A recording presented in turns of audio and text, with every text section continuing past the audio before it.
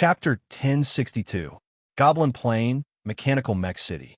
As a city of steel that concentrated all the high-end forces in the Goblin Plain, Mechanical Mech City had an enviable amount of wealth and a shocking number of battle magic machines. Ever since the development of Magic Machinist, Mechanical Warlock, Mech Pilot, and a series of special class advancement professions, all the fellows in the Goblin Plain who thought that they were powerful had rushed to the Mechanical City, hoping to find a way to continue strengthening themselves here. In order to strengthen their ties with the Magus world, the Goblin Plain's 3 major financial groups and 2 major trade associations had moved their headquarters here, turning this place into a grand city that gathered all the wealth and human resources in the Goblin Plain. Outside the Mechanical Mech City, there were more than 10 steel mills and close to 100 magic machine manufacturing facilities. If they operated at full capacity and had sufficient resources, just Mechanical Mech City alone could produce 4,000 magic machines a day. However, low-end battle magic machines consumed too much mana, and their basic combat strength was a little low. Thus, the financial groups, trade unions, and research centers focused more on the development and innovation of high-quality battle magic machines. If the Magic Machine Research Center in the Sorcerer's World focused on the development of heavy battle magic machines and the creation of powerful magical weapons, then the Research Center in Mechanical Mech City focused on improving low-level battle magic machines and increasing their combat strength. Thus, after the hard work of thousands of researchers in Mechanical Mech City, generation after generation, they finally created the second-generation battle magic machine. The so-called second-generation battle magic machine was, in fact, a battle magic machine with the strength of a Grade 2 battle magic machine. In the past, Grimm had also created Grade 2 magic machines, such as the Goblin Ripper that Tigul was using. However, these Grade 2 magic machines created by sorcerers were mixed with too many magic alloys, as well as too much sorcery knowledge and methods. Thus, it was extremely difficult to mass-produce them. However, the second-generation battle magic machines created by Mechanical Mech City did not use any high-level and complicated sorcery methods. Just by using mana and ordinary metals, they were able to display the strength of a Grade 2 battle magic machine. Moreover, they could be mass-produced. Although the production of the core components could not compare to the first-generation battle magic machine, it was much cheaper and more convenient than the second-generation battle magic machines created by sorcerers. To the Crimson family, this was a great piece of news. Unfortunately, before the Crimson family could enjoy the benefits, they suffered a huge blow from the sudden rebellion of the gnomes. According to normal procedures, the Wind Wizard Desira, as the leader of the wizards that the Crimson family had stationed in the gnome dimension, should have led his subordinates to defend the central wizard tower and await reinforcements from the family. However, a large number of battle magical machines suddenly appeared out of nowhere and surrounded the central wizard tower, launching repeated attacks on it without fear of death. Compared to the 300,000 gnomes in Floating Machinery Town, the gnomes who participated in the rebellion were in the minority.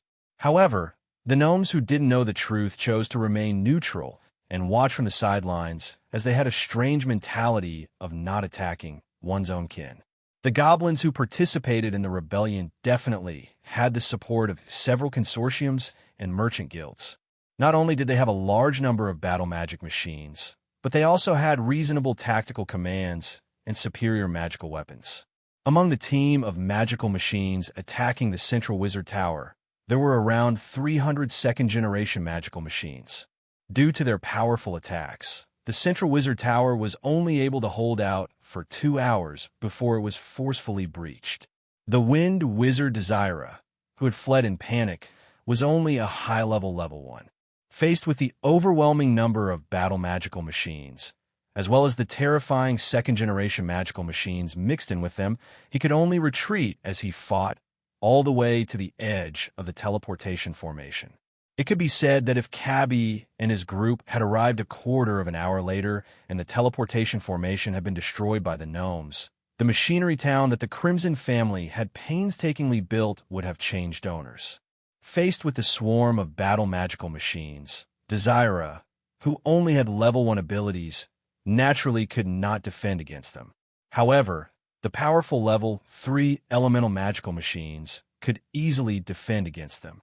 Leaving the group of wizards and apprentices to hide behind it, the elemental magical machines charged toward the giant metal door. It fought against 100 enemies alone, using its powerful abilities to force the other party into disarray. Cannons protruded from its front and back, continuously bombarding anything that could stand or move around it as it waved its giant iron fists and rampaged through the metal team. Wherever it went, cannons rained down, and the deafening sound of metal clashing never stopped. Looking from afar, the dense and penetrating energy rays, the thick and powerful magical fireballs, and the terrifying energy shockwaves turned the area into a terrifying ocean of energy. Wherever the elemental magic machine's huge body went, metal fragments would fly like raindrops. The path of the elemental magical machine's charge was littered with the remains of magical machines and the corpses of gnomes. Even though the elemental magical machines were invincible, they were having a hard time. It had to be said that the percentage of second-generation magical machines in the rebel army was quite high. For ordinary battle magical machines, the elemental magical machines could kill them with a single punch or 2 or 3 of them with a concentrated attack. But when it was surrounded by layers and layers of second-generation magical machinery, this carefree and refreshing feeling disappeared. What replaced it was the rapidly increasing number of injuries on its body. However, the elemental magical machines were worthy of being Grimm's Grade 3 creations. Not long ago, it had been repaired with a large amount of memory metal. Hence, the elemental magical machine was surrounded by a group of second-generation magical machines. After a series of collisions, smashes, hammerings, and cannons, densely packed holes and cracks appeared on its body. However, as the battle continued, the elemental magical machine began to repair itself at a speed visible to the naked eye as it was filled with abundant magical energy. The dents in the metal began to swell up with a strange creaking sound, becoming as clean as new. The twisted metal spikes began to wriggle and extend, quickly repairing themselves. As long as the enemy could not deal damage faster than the elemental magical machine could repair itself, and as long as the small magical furnace inside the elemental magical machine did not stop working, the elemental magical machine would be like a wild metal beast that would never fall, firmly guarding the metal door that led to the long-distance teleportation portal.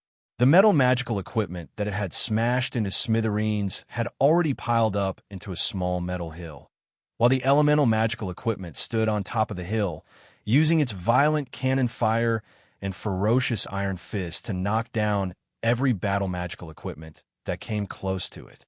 Meanwhile, its body was constantly being bombarded by 5 to 6 pairs of steel fists at close range, as well as hundreds of magical weapons. Like fireworks, cannon fire roared. The elemental magical machine's heroism in battle made people's blood boil. The wind wizard, Desella, wished it could immediately rush forward and fight alongside it.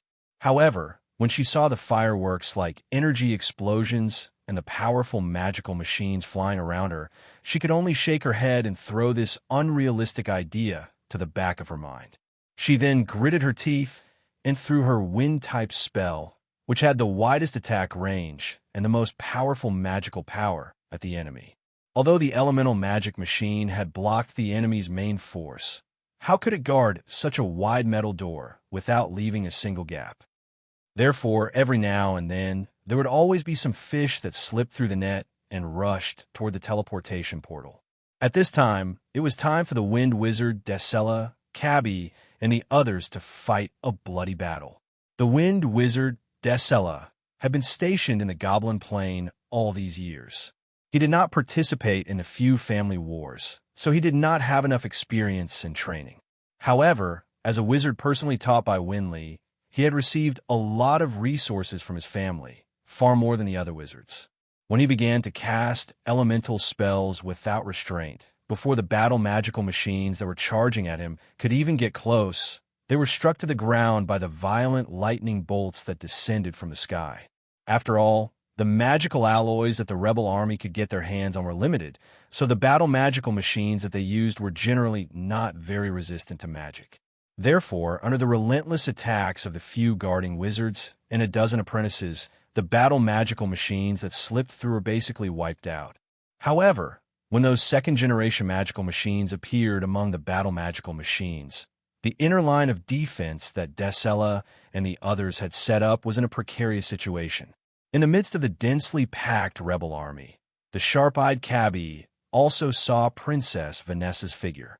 Beside her stood the leader of the Blackwater conglomerate, the chairman of the Musin Financial Group, the chairman of the Venture Capital Company, and many other goblin nobles.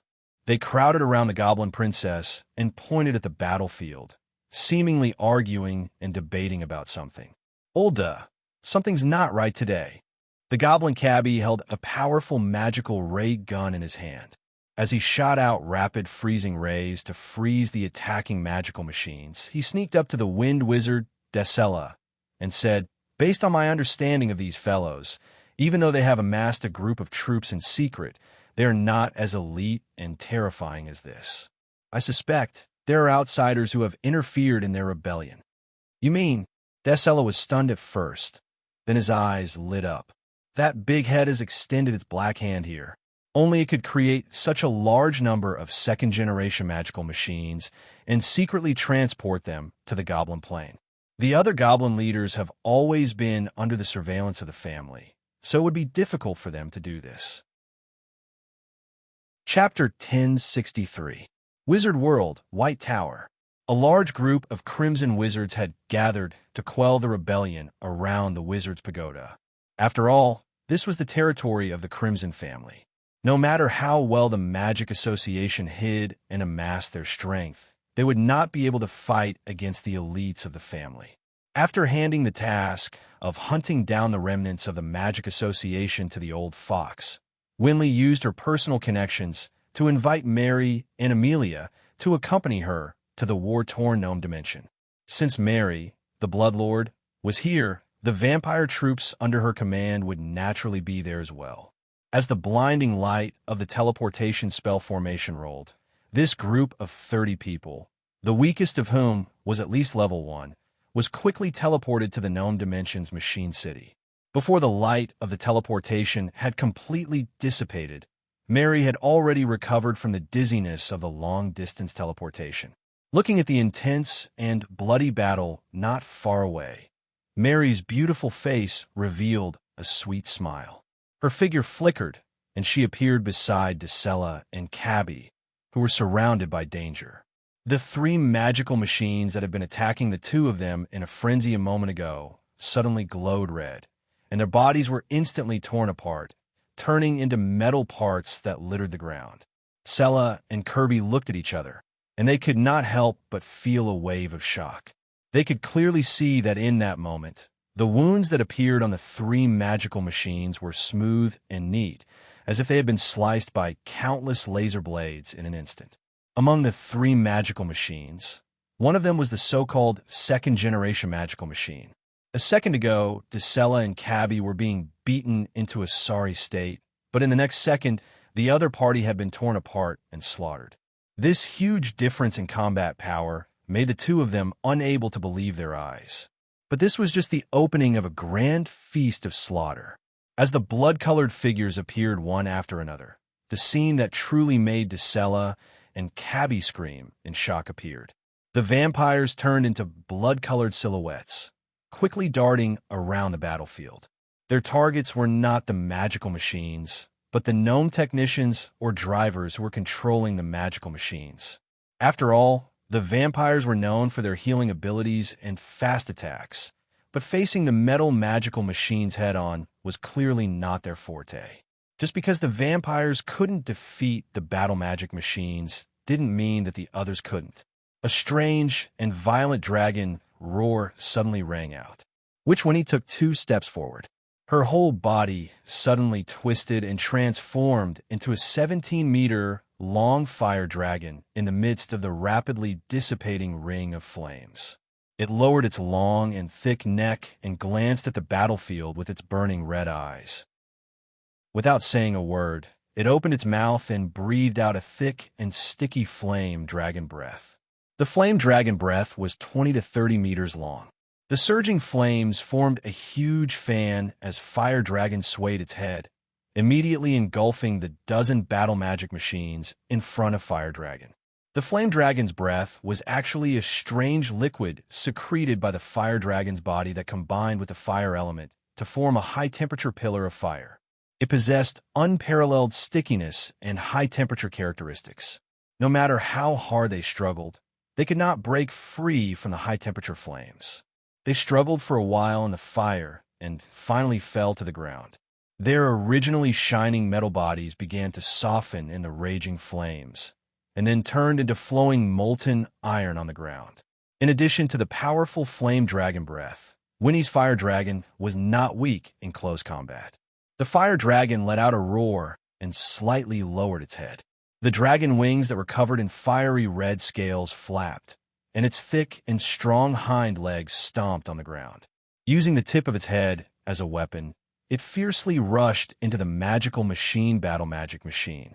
Amelia, who came to the floating mech city with Winnie, was not to be outdone. She raised her head and roared. The originally soft and delicate rattan-like lower limbs suddenly expanded and grew rapidly, dividing into more, thicker, and denser octopus-like tentacles. The two arms on her upper body also quickly extended and divided, turning into strange whip-like tentacles. The long hair behind her back and the green robe on the surface of her body also began to twist and grow, tangling together to form a thorny armor, and strange yellow flowers grew on the surface. To be honest, this was the true form of the demoness Amelia. Amelia, whose body was covered in strange patterns, chuckled as she charged into the battlefield. Her arms that had turned into thorny whips lashed out in all directions. Even the battle magical machines that were hit by the whips were instantly reduced to flying birds and scattered into broken metal parts.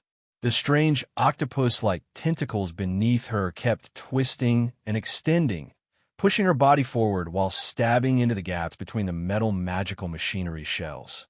Her nimble and strange tentacles seemed to have an abnormally strong ability to grow. As soon as they penetrated through the gap of the metal magic machine, they suddenly split into dozens of tentacles of different thicknesses, extending from other parts of the metal magic machine and waving in the air. And in the process of the tentacles randomly drilling and extending, the internal components and gears of the metal magical equipment were mostly destroyed.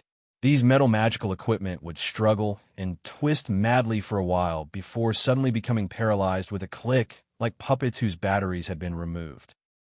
This time, there were 2 blood knights and 3 blood elves. Among them, Soros had been promoted to grade 3 by the Blood Queen Mary. They formed a formation and covered each other as they charged into the rebel army. Immediately, the enemy's defensive line began to retreat step by step. Wind Wizard Dicella and Goblin Cobby, who were about to lose hope, could finally heave a sigh of relief. They quickly healed themselves while looking enviously at the terrifying fire dragon that was rampaging through the magical machine legion. There was no need to mention the fire in their hearts. Wind Wizard Dicella had been stationed in the Goblin Plain all these years, and his strength did not improve much. Now that he saw his teacher displaying his might, he was happy but also a little sad. Perhaps ease was the biggest enemy of Magi when they advanced, and his life in the past was undoubtedly ease. As for Goblin Cobby, he was even more envious and jealous.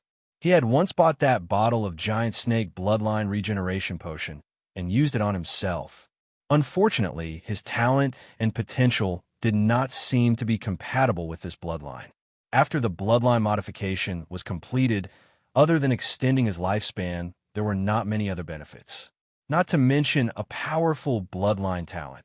Even the atavistic manifestation that strengthened his body was not that obvious. If Goblin Cobby took off his robes and clothes, outsiders would be surprised to find that there were patches of hard skin that resembled snake scales appearing all over his body. Unfortunately, they were scattered all over the place and couldn't form a protective scale armor at all. From this, it could be seen that Cobby's original green goblin bloodline was too inferior. Otherwise, he would not have been in this half-manifested state. His bloodline modification had become a half-finished product, but the other party's bloodline modification was enough to kill everyone. Thus, Goblin Cobby squinted his green eyes and looked at the awe-inspiring fire dragon, Witch Winley, and the strange demonic woman Amelia. Other than drooling in envy, there was no other way to express it. The arrival of the Crimson family's elites turned the tide of the battle in an instant. No matter how much the goblin nobles and leaders roared and urged, other than hastening the Magic Machine Legion's death, there was no other use. The goblins were at a disadvantage because they did not have high-level combat power. On the Crimson family side, there were Grade 3 elemental magic machines and Grade 2 fire dragons for meat shields and the vampires for offense. Demonic woman Amelia could not only be half an attacker, but also a healer. The green healing light that she activated had decent healing and recovery effects on all flesh and blood creatures. As for the strongest person in the team, Blood Queen Mary, she swayed her steps as she walked towards the leaders of the rebel army. Any magical machine that tried to stop her would be blasted into smithereens in a flash of crimson light, turning into metal parts that rolled all over the ground. The newly obtained Grade 3 magic weapon, Wasp Sting, was undoubtedly very compatible with Mary's bloodline talent. It also increased her attack power tremendously, and she was no longer as weak as before. As if sensing their failure, the goblin nobles and leaders surrounding Vanessa started to retreat and then slipped away silently. Their escape undoubtedly caused the intensity of the rebel army's attack to decrease rapidly. Finally, when Mary walked to Vanessa as if she was chopping vegetables, the number of rebel soldiers behind her could be counted on one's fingers. Even in such a pitiful state, Vanessa still held her head high.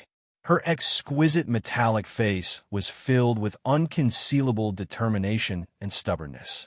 "Little fellow, you've caused us a lot of trouble. Tell me, where is Tigul?" Mary stood proudly in front of Vanessa and stared at the prey in front of her with a superior attitude. She was only a Grade 1 advanced mechanical witch. With Mary's extraordinary agility, no matter how many tricks Vanessa had up her sleeves, Mary would be able to cut her into pieces before she could even lift her arm. In the face of such a huge gap in strength, all schemes and battle tactics would be useless. If she wanted to fight Mary, this Vanessa would have to wait until she advanced to Grade 3 first. Facing a small character like an ant, Mary had no interest in understanding the bitter and painful journey of the other party's heart. If not for the fact that she wanted to know Tigul's whereabouts, this Vanessa would have been smashed into pieces the moment she froze. As expected, we failed. Vanessa's red mechanical eyes glowed as she said angrily, "This damned world. Why is it so cruel to us? I hate you, but I hate this world even more. Since this world doesn't allow us goblins to rise, then all of you shall die with me." Chapter 1064. Time instantly stopped. The mechanical heart in Vanessa's chest was pulsing wildly and pumping out energy beyond the limit. Violent and ferocious wizard energy gathered in the cold and rigid metal shell. In an instant, it had reached the limit of self-destruction. Vanessa's eyes were filled with unconcealable hatred and unrestrained madness. Although the plan that she had painstakingly plotted for more than 40 years was ruined, if she could bring this hateful woman away, she might be able to make that demon-like evil sorcerer feel a trace of regret for recklessly invading the goblin plane. She didn't need too much, and it couldn't be too much. Vanessa would be satisfied as long as she could make that devil-like man feel a hint of regret. Unfortunately, while the crazy light was still shining in her eyes, the entire world outside of her psychic perception suddenly stopped for a moment. In fact, the world did not stop, and the world did not stop operating. What really changed was the speed of that hateful woman. When a person's speed suddenly increased by 10 times, or even 100 times, then in her field of vision, everything around her would become slow and stagnant. When the level 3 mechanical heart in Vanessa's chest went berserk and was about to explode, the Blood Queen Mary, who was standing 10 steps away from her, also entered supersensitivity. Under supersensitivity, everything around him suddenly became quiet and rigid. Everyone and everything in his field of vision was flowing in an extremely slow and distorted form and time dimension. In this state, the originally senseless air suddenly became viscous and stagnant, causing people to consume even more energy when walking in it. And the only one who could move in the still world was probably Mary. She was like a beautiful woman strolling leisurely as she walked to Vanessa with elegant and calm steps. She bent down to look at Vanessa's face that was contorted out of anger, and then used her finger to lightly tap the chest that was burning red and radiating a dazzling red light that seemed to contain a miniature sun that was about to explode. Only then did she reveal a faint smile. In the next second, a small and exquisite dagger suddenly appeared in Mary's hand, and she stabbed it into the tiny crack on Vanessa's metal body with a movement that was hard to see with the naked eye. The golden dagger danced to the air. Like an elegant pianist playing a beautiful piece of music, Mary used less than 2 fingers to effortlessly cut and dismantle all the metal components and joints below Vanessa's neck. She then used the golden dagger to pick out the mechanical heart that was still beating wildly. At this moment, Mary took the initiative to exit the hypersensitive state. Hence, under everyone's spiritual perception, Mary appeared in front of Vanessa like a god. She grabbed her head with one hand and used a dagger to pick up a strange metal heart. Meanwhile, Vanessa's metal body was like a pile of sand that had lost its support and fell to the ground. All right. Vanessa did not seem to sense the abnormality around her as she continued to roar wildly. But as the last word dragged on for a long time, the wild self-explosion that she was waiting for did not happen. Vanessa could not help but shut her mouth as she looked around in fear.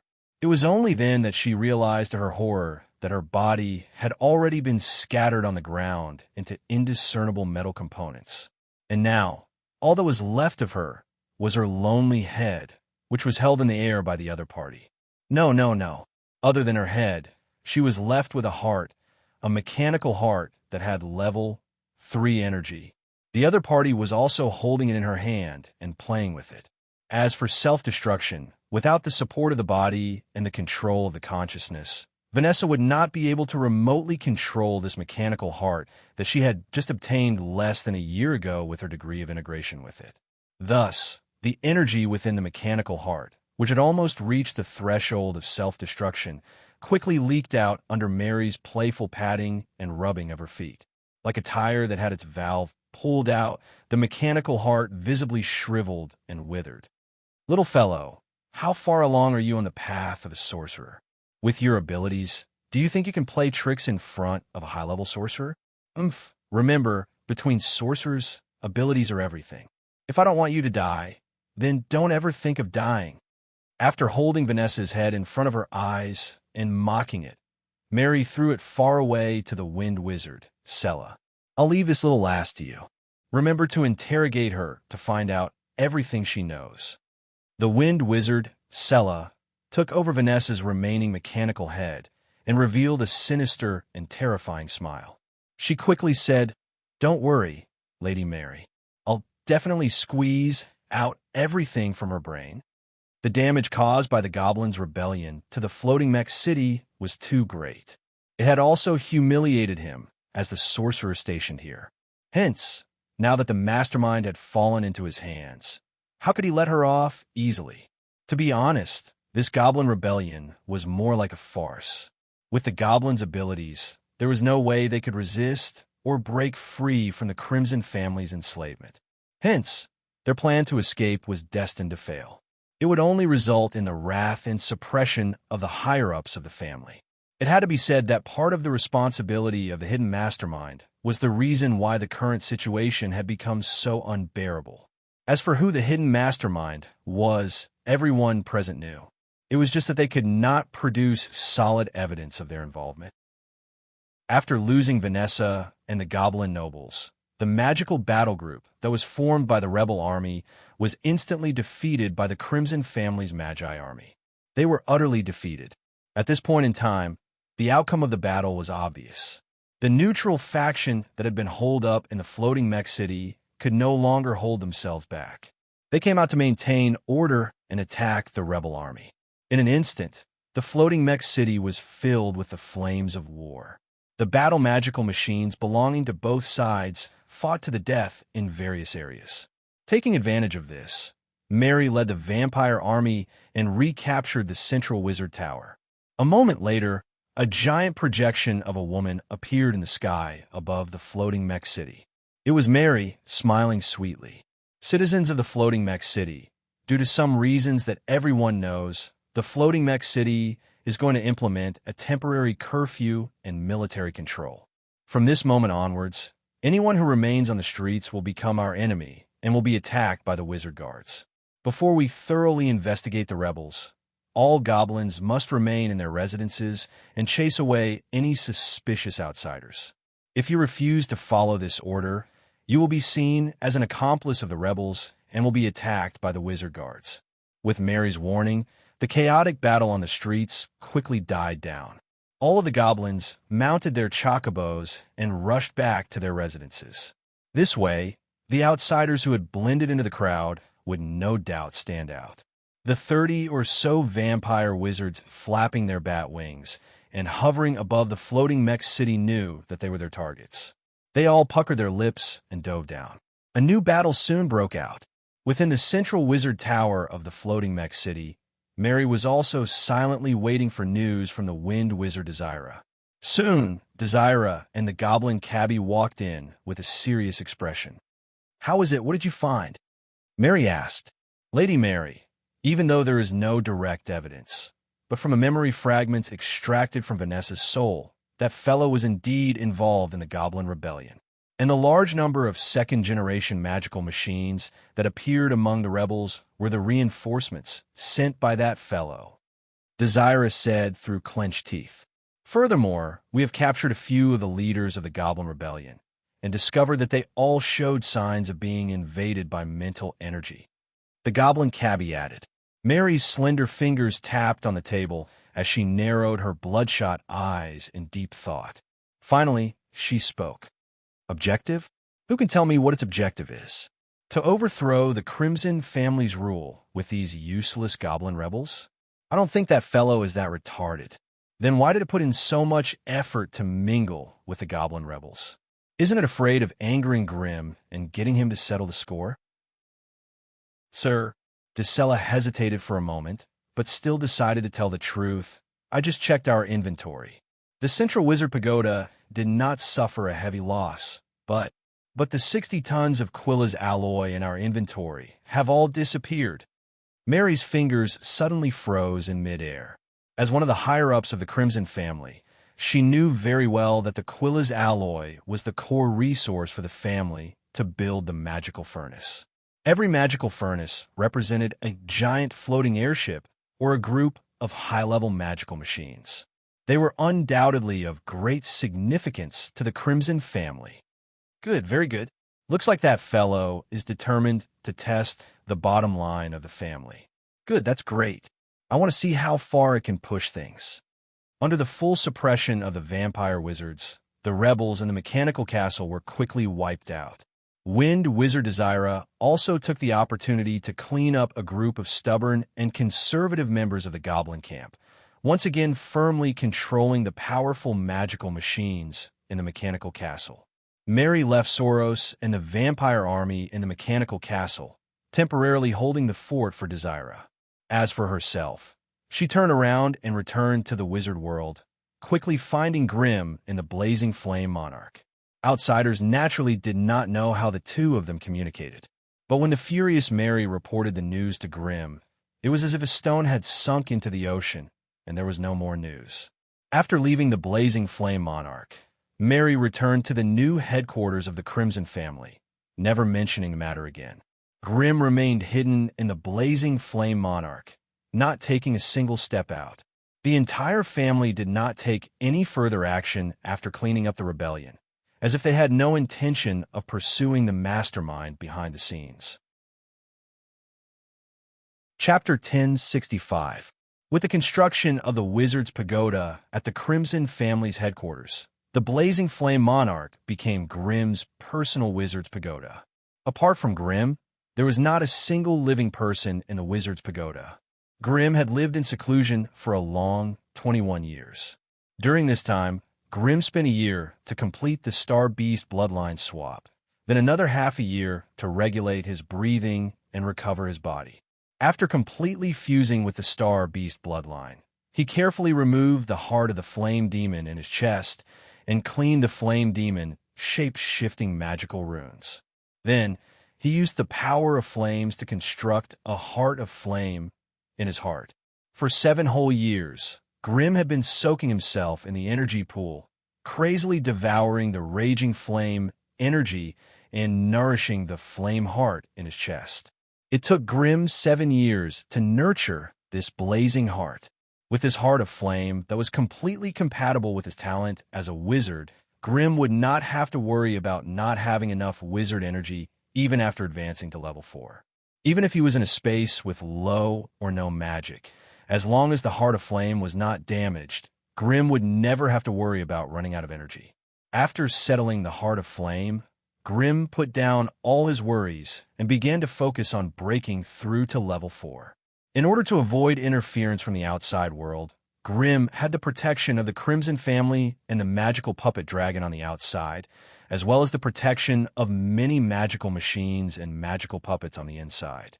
He sealed the blazing flame monarch and isolated the teleportation formation, completely cutting off all contact with the outside world. This seal lasted for a long 13 years. During this time, not only were the higher-ups of the Crimson family unable to contact Grimm, even Mary and Alice were unable to enter the blazing flame monarch to check on him. Until today was the day of the Crimson Academy's new prospective wizard selection competition. Many sorcerer apprentices who wanted to join the Crimson family gathered in Nomleys to show off their skills. They hoped to be chosen by the sorcerers of the family and become a member of the Crimson family in one leap. The selection would be carried out in the form of arena battles. The sorcerer apprentice who had drawn a fixed number walked up to the ring and tried his best to use his ability to defeat his opponent. On the tall stone platform at the side of the arena, there were many magi from the various branches of the Crimson family, as well as the core magi from the headquarters.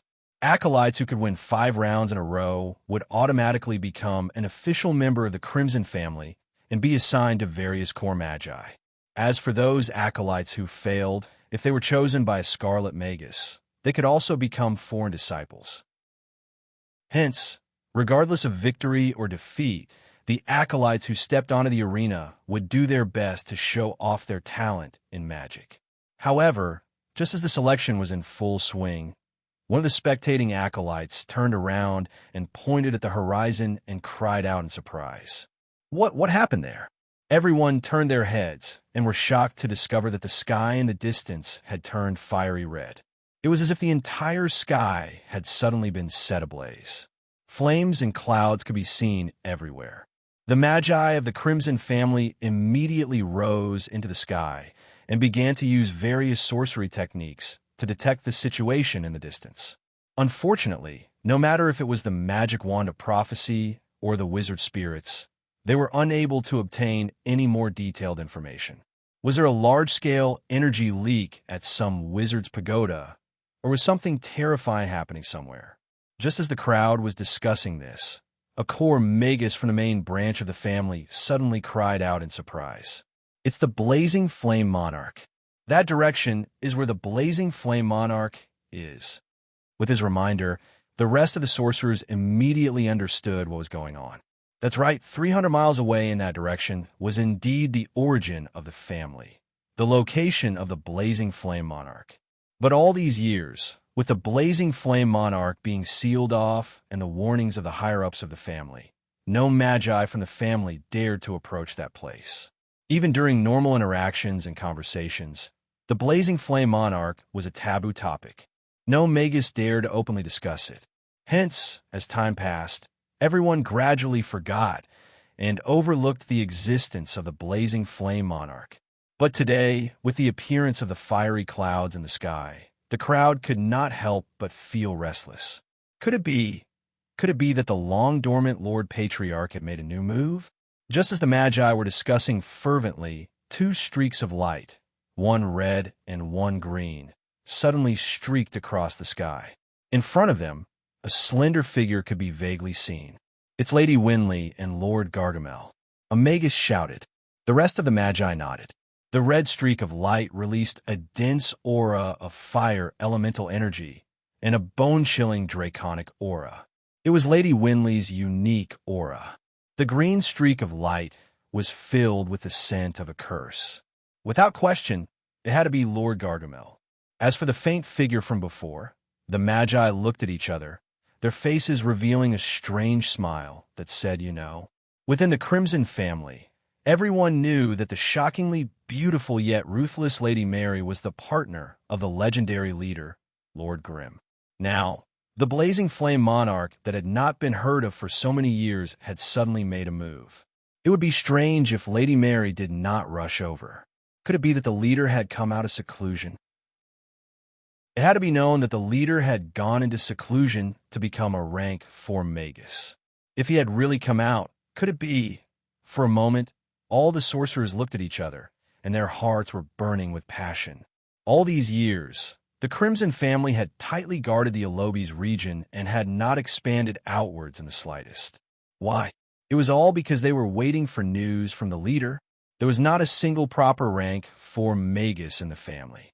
Although they had been viewed as a rank 4 organization by the outside world more than 20 years ago, there was still a trace of uncertainty in the depths of their hearts. Now that the leader had made a move, it could indicate that there was going to be a huge change in the family. For these low-level magi and acolytes, these changes often meant a large amount of resources and an inexhaustible supply of magic crystals. Mary was the first to reach the blazing flame monarch. Standing in midair, Mary looked down and could see traces of dark red aura dispersing from the ground around the blazing flame cave, merging into the air. All the areas that were enveloped by the dark red aura began to evaporate, and the ground began to crack and melt. The green plants growing on the ground began to rapidly wither and writhe in pain. When Mary was in the middle of the dense fiery clouds, she felt it difficult to breathe. The surrounding air seemed to have been heated up, and as she breathed, it rushed in her lungs and trachea, causing her entire body to feel a faint burning sensation. Just as Mary furrowed her brows and observed everything, a strong gust of wind that resembled a tsunami came from behind her. Winley, who had transformed in her dragon form, flapped her scarlet dragon wings and rushed to Mary's side. "Lady Mary, is teacher coming out?" Winley couldn't wait to ask. Mary shook her head in distress. "I can't contact him for the time being. The fire elemental aura below is too dense, enough to distort and obstruct the detection of any spells. I can't contact that fellow either." Speaking of that fellow, Mary was filled with anger. She had only said that she was going into seclusion to break through to rank 4, but she had never said that it would take so long. Although there was sufficient food in the blazing flame monarch and large numbers of elemental servants, not being able to contact her for a long time still worried her. If not for Alice's dissuasion, Mary would have long since charged in to see if that fellow was dead or alive. Just as the two of them were discussing whether they should go in to take a look, a strange fishy aura appeared behind them. Gargamel, who had the head of a giant snake, hurried over. "Lady Mary home, all right. Don't ask anymore. I don't know how that fellow is doing either. However, from the fiery aura that fills the sky and land, he should have advanced successfully. I just don't know why he's doing this, and why he's creating such a huge commotion." Just as Mary's resentful words fell, Grimm's clear and bright voice rang out in the sky. "Do you think I'm the one who created these fiery clouds? I'm helpless now. It's Minter. It's the family head." Hearing this voice, Winley and Gargamel could not help but cheer in joy. "All right, you guys don't have to worry. Since you're here, come in and take a look." As soon as Grimm's voice fell, the three of them felt the dark red aura around them rapidly converge, tightly wrapping around their bodies. In the next second, without any mental preparation, the scene before their eyes flashed, and they instantly appeared in a large and majestic magus hall. The hall was empty, with only 100-meter tall, flaming humanoid standing silently at the center. The chest of the flaming humanoid emitted a blinding, terrifying light that dyed the entire hall a fiery red. Tay, Mentor, Winley had already returned to her human form, standing at the feet of the 100-meter-tall giant. She raised her head, but it was almost impossible to see its full appearance. When she sensed the familiar soul undulations from within the flaming giant, she could not help but call out hesitantly. "There's no helping it. My current form is a little special, and I can't return to my human form in a short period of time. So, you guys just have to make do with it." The flaming giant opened its mouth, and the sound of surging flames rang out in the Magus Hall like a tsunami. Chapter 1066. Inside the Flame Hall, a dazzling red light shot out from the blazing flames in the chest of the giant, turning the entire hall red. If it weren't for the tens of thousands of runes engraved on the walls, floors, and ceilings of the palace that blocked most of the light and heat, the entire palace would have collapsed like a cake that had been roasted. The wisps of dark red aura that Mary and the others saw outside were actually emitted from this hall.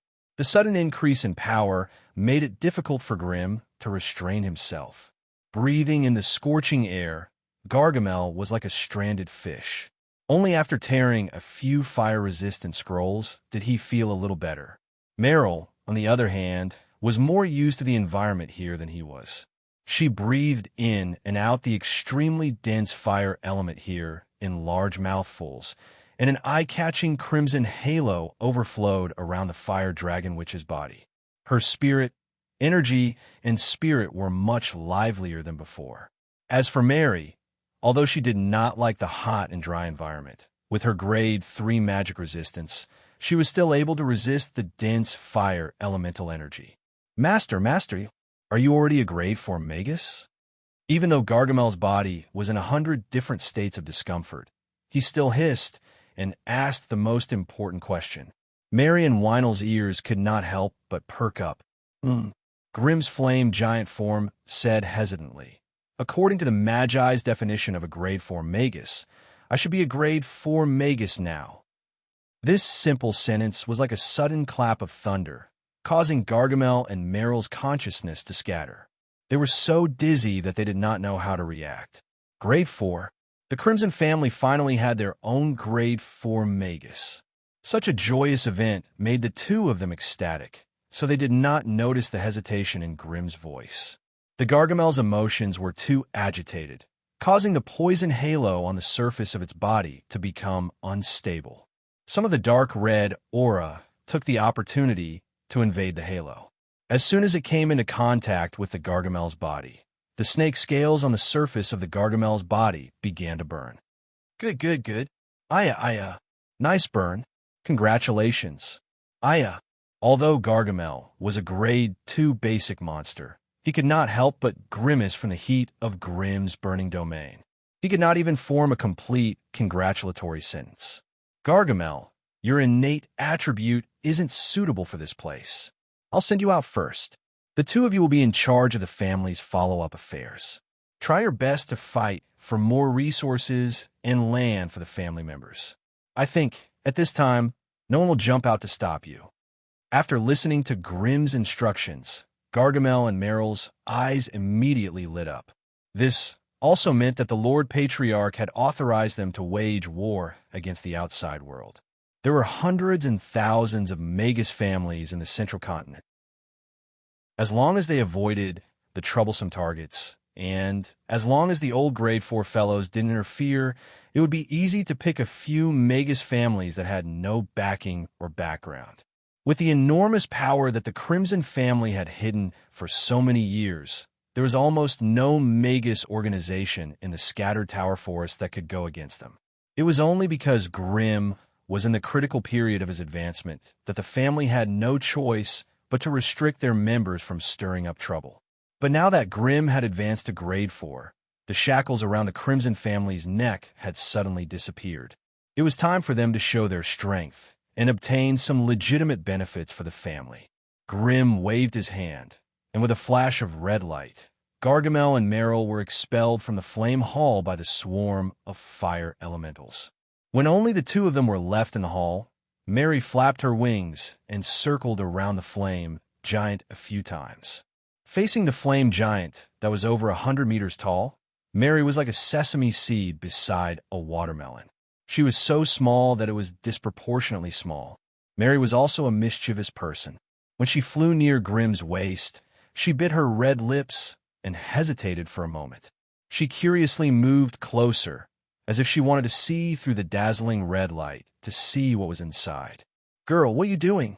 Grimm's flustered and exasperated voice suddenly sounded in the hall. Immediately, a flame shield appeared out of thin air and blocked Mary's path. "TCH, what's there to be shy about? I just wanted to see if your body has become so big. Is that place still there?" Mary's ruby-red eyes flickered with curiosity, as if it was a matter of course. Grimm could not help but be angry and said excitedly, "You're already a high-grade magus. Don't you know that a giant body is the product of a combination of a person's consciousness and magic elements? That place. Of course it's there." Mary rolled her eyes and said with a look of disdain, "If you project that place as well, I'm afraid it will consume some of your power. Just for the vanity of a man, you project something that you can't use in battle? TCH, I thought you would be more rational." You. After not seeing each other for so many years, Grimm thought that Mary would say some sweet words to him if he kept her, but he did not expect to be teased and humiliated like this. Grimm, who had transformed into a flame giant, could not help but fly into a rage. His actions had also caused the flame energy that was leaking out of the hall to become even more violent. Within a radius of 5 miles around the fiery cave, dense fire elements gathered into a continuous stretch of fiery clouds, and a terrifying meteor shower began to fall. Balls of fire with long black smoke trailing behind them suddenly fell to the ground, leaving scorch marks in the sky. No matter where they fell, they would explode with a loud bang, using the scorching hot flow of flames to quickly cleanse the surroundings. The earth was burning, and the greenery was fading. Even the incomparably hard rocks were melted by the terrifying flames into mud, which then converged into slowly flowing magma. For a moment, the entire world fell into a terrifying scene, as if it was the end of the world. And this was all because of the playfulness and laughter of a young magus. Inside the hall, Mary finally put away her playful expression and asked Grimm with a serious expression, "When you said that you advanced a grade 4, why did I feel that your words were a little vague? Did something happen?" "There were some changes, but the impact was not great. Even if Freed and the others came, they would have to admit that I'm a genuine grade 4 magus now." "What kind of changes? Is it inconvenient for you to say?" Mary asked curiously. She was now at the advanced grade 3, only a step away from her peak state. Hence, she was especially interested in the topic of grade 4. "There's nothing I can't say. This place has already been enveloped by my domain of combustion. Everything that happens in the hall cannot be sensed or investigated by the outside world. Even the power of destiny cannot reach here." At this point, Grimm could not help but hesitate for a moment. "My current situation is a little special, and it's hard to explain in a few words. To be more specific, my advancement this time was not complete. All the origin substance was absorbed and assimilated by the blazing heart. So, to be honest, it should be my blazing heart that advanced this time, and I'm still lacking a little." The blazing heart advanced. Mary did not understand, and with a confused expression, she flapped her wings and flew to Grimm's chest. Through the raging flames, she sensed the surging yet gentle and strange energy within. She could not help but ask in surprise, "Then what is it now?" "The heart of laws." Grimm seemed to have thought about this question for a long time, so he answered without hesitation. "The heart of laws? Then it won't disobey you, right?" Mary asked worriedly. "Ha ha ha, you underestimate my strength. Such a situation will never happen. It is a part of me, so how could it resist me? That's good. Then there's nothing for you to worry about. As long as you can display the strength of a grade 4 being, Those old fellows in the scatter towers won't dare to bully us anymore. By the way, when will your big body return to normal? I miss you. Oh, that's easy. Grim smiled, and his eyes glowed red. Unexpectedly, a body of flames appeared beside Mary out of thin air. When the body of flames gradually cooled down, a fellow that looked exactly like Grim appeared with a smile. When he was at the grade 3, Grim had a hard time using the fire clone. But now, after reaching the grade 4, creating a fire clone was as easy as eating jelly beans. On top of that, if one were to sense him up close, they would be shocked to discover that this courteous Grim had the basic strength of a grade 3 beginner. The smile on Mary's face became more and more bewitching, and the charm in her eyes became stronger. She reached out her hand and caressed the familiar face of Grim. In the next second, a red light flashed, and Grim's body was instantly torn apart by a sharp golden dagger into flaming fragments that filled the sky. Remember, Grim, only your main body can climb into my bed. If you dare to send another clone to fool me, believe it or not, I will cut that useless little guy of yours too. With that, Mary lifted her head high and disappeared from the flame hall in an instant. Oh, all right, that's the Mary I'm familiar with. The flame giant chuckled as he waved his hand to seal the entire flame hall. Chapter 1067. Grim, male, rank 4 Magus of Laws, Fire Specialization, Chaotic Physique, Odd Extraordinary Magic Resistance, Astral Beast Bloodline, 7%, Law Core, Law of Fire 48%. Stats, Strength 26, plus 5, Vitality, 31, plus 2, Agility, 18 Spirit, 40, Bloodline Innate Ability. Energy Black Hole. It could be said that 80% of the benefit from this advancement had been absorbed by the Heart of Fire, and it had also evolved into the Heart of Law. It could be said that the aura of laws that Grim's body emitted came from the Heart of Law. From the AI chip's data, it could be seen that Grim's analysis of the Law of Fire was only 48% complete. This already encompassed all of Grim's understanding and comprehension of the power of fire over the past 200 years, as well as the fire energy he had collected from more than 10 different planes. If he wanted the AI chip to continue its analysis, he would need to continue collecting information or items related to fire from other worlds and make up for his lack of knowledge. In fact, with Grim's own knowledge and fire energy, being able to analyze the Law of Fire to 30% was already a blessing from the heavens. As for the extra 18%, it was purely because he had stolen a portion of the Scattered Tower Forest knowledge to make up for his lack of knowledge. Even though the analysis of a Law of Fire was only half complete at 48%, the hidden benefits it gave Grim were incomparable to any powerful spell or magic tool. Every 10% analysis of a Law of Fire would give Grim an additional strange effect. For example, at 10%, Grim would gain amplified flames. At 20%, Grim would gain amplified flames. At 30%, Grim would gain flame penetration. At 40%, Grim would gain flame invisibility. Among them, flame range amplification increased the attack range of Grim's flame spell from 3,000 meters to 5,000 meters. This meant that as long as the enemy did not leave this area, the power of Grim's fire spell would not be weakened. Amplified flames would increase the attack power of Grim's flame spell. The AI chip estimated that the increase would be around 21%, adding on the 30% increase from Grim's specialization of fire. This meant that Grim's fireball would be 50% more powerful than an elemental magus of the same rank. Flame penetration was also a rather practical spell effect. As one's rank increased and large amounts of magic equipment appeared, the damage of elemental spells would be greatly reduced. This was especially true for those with rare bloodlines, who relied on their immunity to low-level elemental damage and never paid any attention to elemental wizards. Now, with the flame penetration, even enemies with fire resistance equipment that had reached elementary fire immunity would not be able to withstand Grim's fire spell unscathed.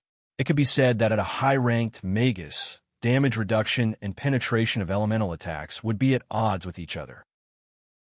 Almost all of the high-grade wizard spells and equipment choices revolve around these 2 points.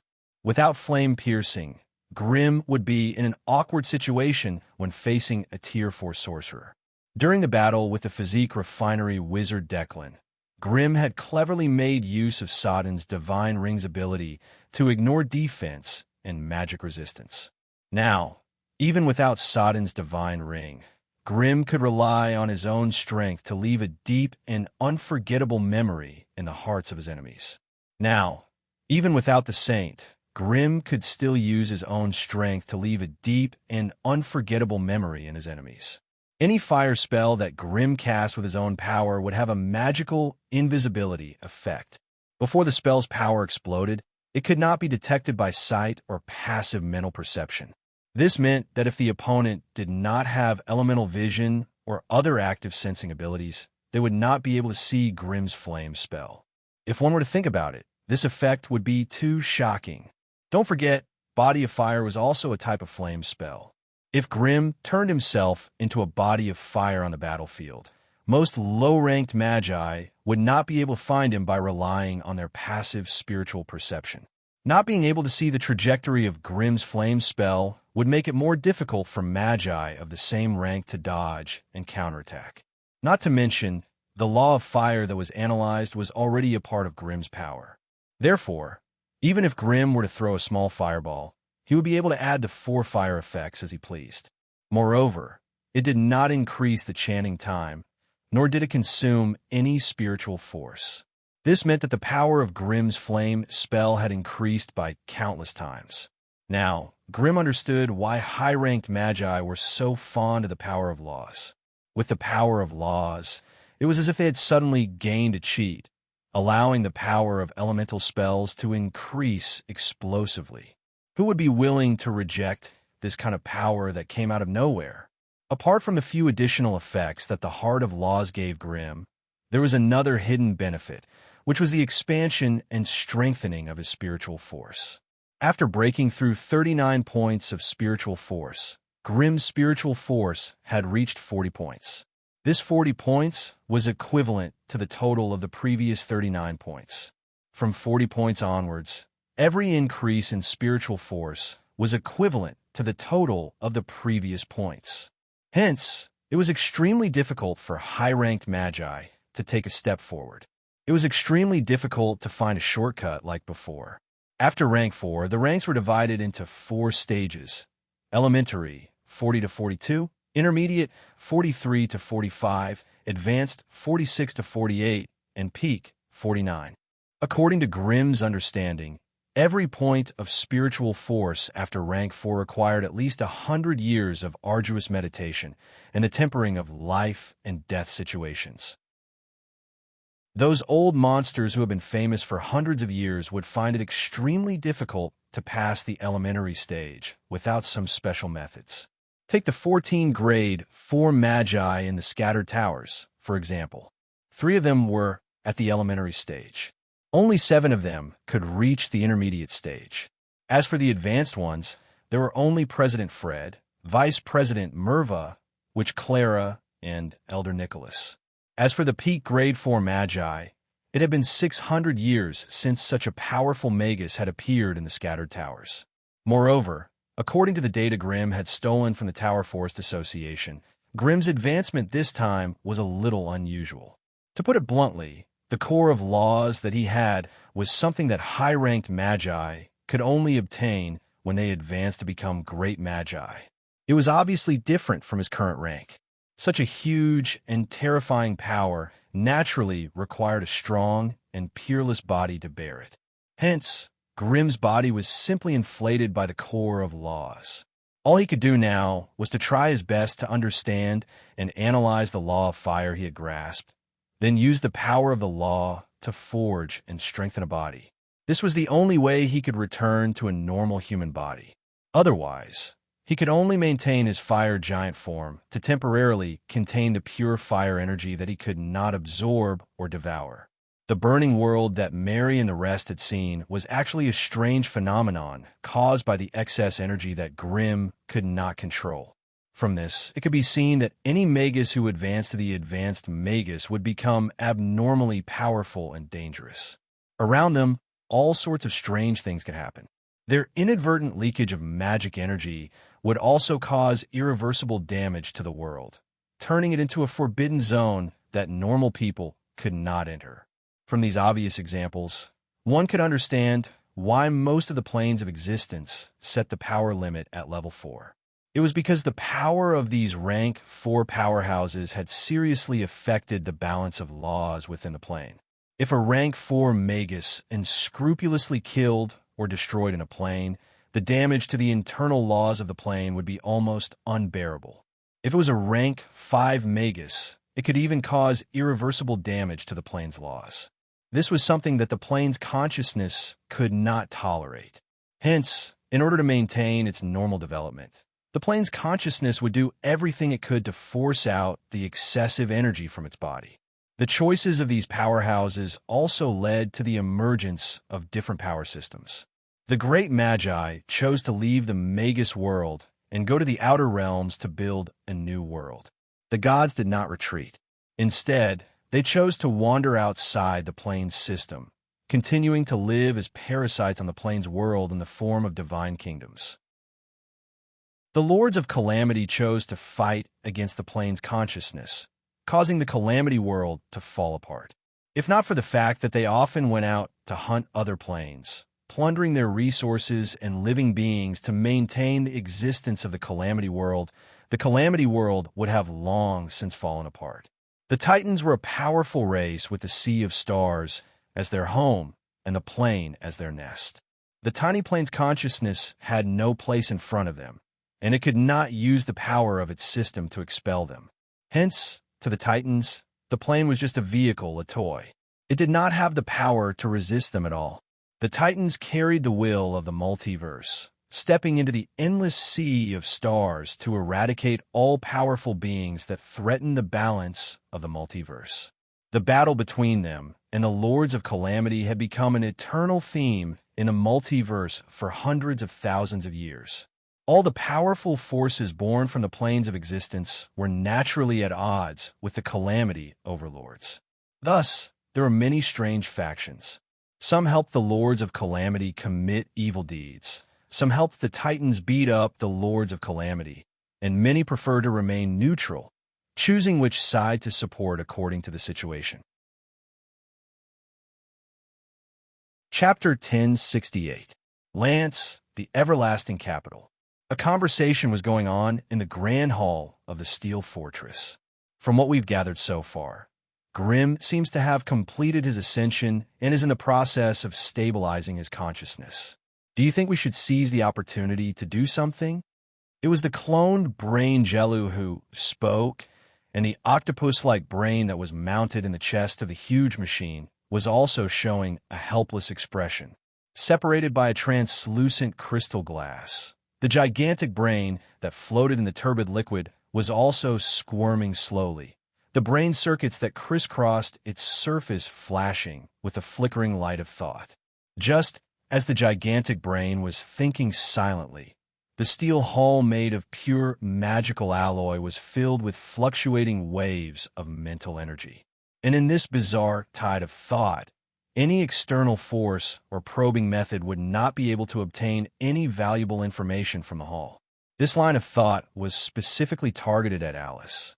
Although the previous collaboration with Alice had allowed the heterotopic brain, Gazruvi, to gain a lot, it had also made it completely wary of her. Against a fellow that could spy on everything through the power of destiny, even a Class 3 alien like the alien brain would have a headache. After all, every living being had their own secrets and privacy. No one would want to have a pair of curious eyes staring at them from the void when they were unaware. Gazruvi did not know if it was because he had become more sensitive after mastering the psionic ability, or if he was just being paranoid and scaring himself, but he had always felt that there was a strange force that he could not get rid of lingering around him all these years. It was silently probing him from various angles and methods. And yet, He could not find the source of this strange feeling, or whether it was real or not. To be honest, this feeling was terrible. Tormented by this feeling, the alien brain that had always toyed with the minds, thoughts, and memories of others was now having nightmares. It was truly inconceivable that with the alien brain's control over its own brain and body, it could actually dream like a low-tier creature, and it was an unimaginable nightmare at that. It was simply unbelievable, but even the most unimaginable of things would have a way to explain it once it happened. That was why the alien brain, Gaz, sadly realized that he seemed to have been targeted by an important person, and that this important person had a strange ability similar to Alice's. The alien brain was not stupid. It extracted the information in its mind and compared it with its own vague and hazy perception. It quickly understood that the fellow who had been hiding behind the scenes and secretly spying on it was none other than the first witch of fate of the sorcerer's world, Medusa, who had fought to the death with Alice. Oh, dear me, it was not one of Alice's friends or confidants. At most, the relationship between it and Alice was one of mutual use and mutual benefit. How could it attract the attention of the terrible first witch of fate? Truth be told, the alien brain had wanted to have a good chat with a Mesa witch who peeped at it through some strange means of fate. Unfortunately, they could not even figure out how the other party was spying on them. Therefore, even though the abnormal brain had this thought, it could not find a way to contact the other party. Therefore, over the years, the abnormal brain could only use such a method of exhausting its power to protect itself tightly, avoiding the annoying but helpless gaze of the peeping Tom. Today, in the face of Jellu's worry and concern, the abnormal brain slowly wriggled its mountain-like brain and used an invisible psionic ability to link itself with Jellu. Prepare for war. The clone brain Jellu was stunned and said in shock, "What? What did you say?" I said, "Prepare for war. Isn't this what you've been hoping for? What are you talking about? Why am I getting more and more confused?" The cloned brain Jellu spread his hands, a confused expression on his face. "There's no need to hide. All these years, I've sensed a strange spiritual consciousness that doesn't belong to you or me. And your actions have become more and more unrestrained under the guidance of this strange spiritual consciousness." The alien brain's huge brain was bobbing up and down in the solution, but an immense spiritual force had completely enveloped the entire steel hall. At the entrance of the hall, hundreds of Grade 2 magic machine warriors stepped out and forced the dozen or so magic machine guards brought by the clone brain Jellu to a corner, keeping a tight watch on them. "Mainframe, have you gone mad? You." At this point, the clone brain Jellu's voice suddenly changed into a crisp and sweet female voice. "Hee, I didn't expect a mutated brain monster like you to be able to sense my spiritual consciousness. Hey, brain monster, since you've sensed my existence, why don't you eliminate this spiritual consciousness when it's weak, instead of watching it grow stronger? You must be Lady Medusa. I've heard a lot about you. I'm glad to be able to converse with someone as important as you." Even though the abnormal brain Gazruvi had a steel city and hundreds of thousands of magic machines under his command, he could only lower himself and carefully fawn over a powerful and terrifying witch with ulterior motives. Unfortunately, the other party obviously did not appreciate it. "Hee, you're just a Grade 3 mutated brain monster, and you want to converse with my main body? Do you think a Grade 3 brain monster like you can make the great Lady Medusa watch you day and night? Ha ha, dream on. I'll tell you the truth. I'm only the 1376th Destiny clone of Medusa.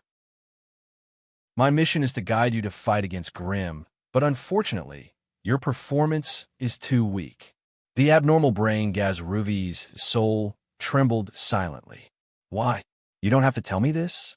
Since you chose to say it in such a direct manner, could it be?" "That's right.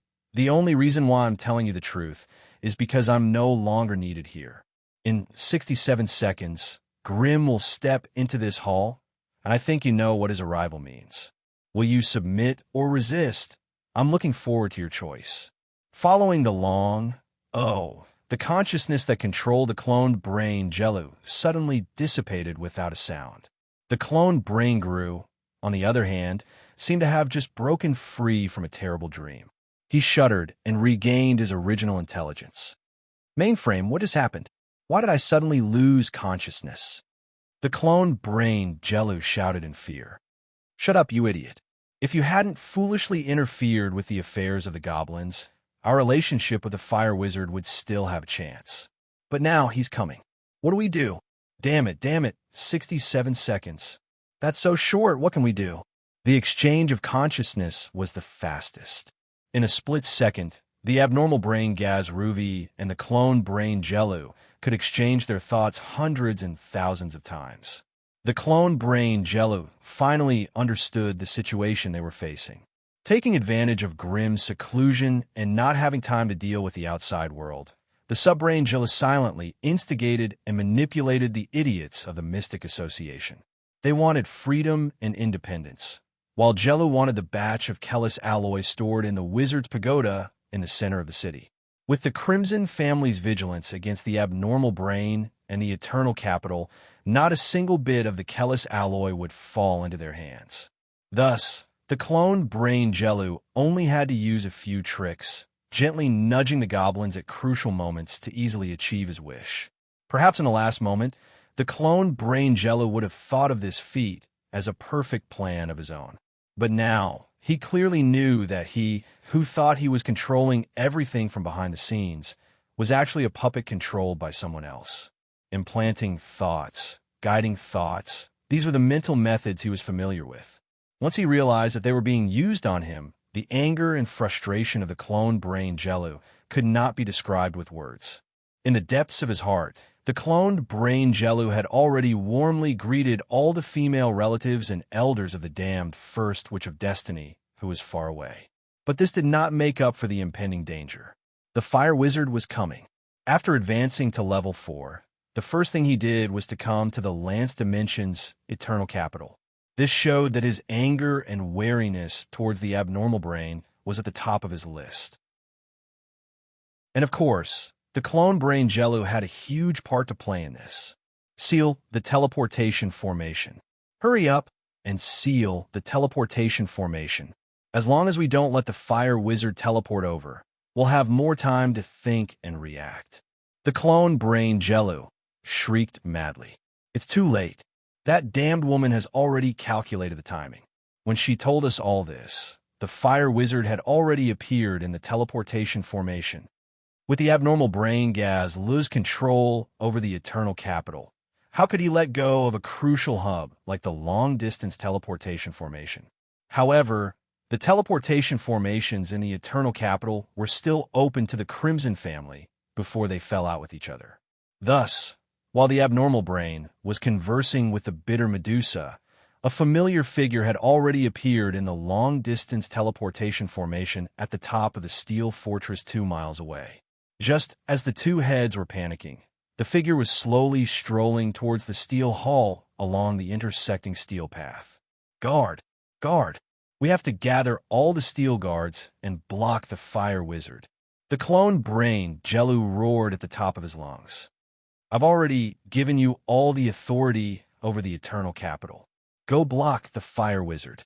I'll need some time to activate everything here. So you go first? Understood.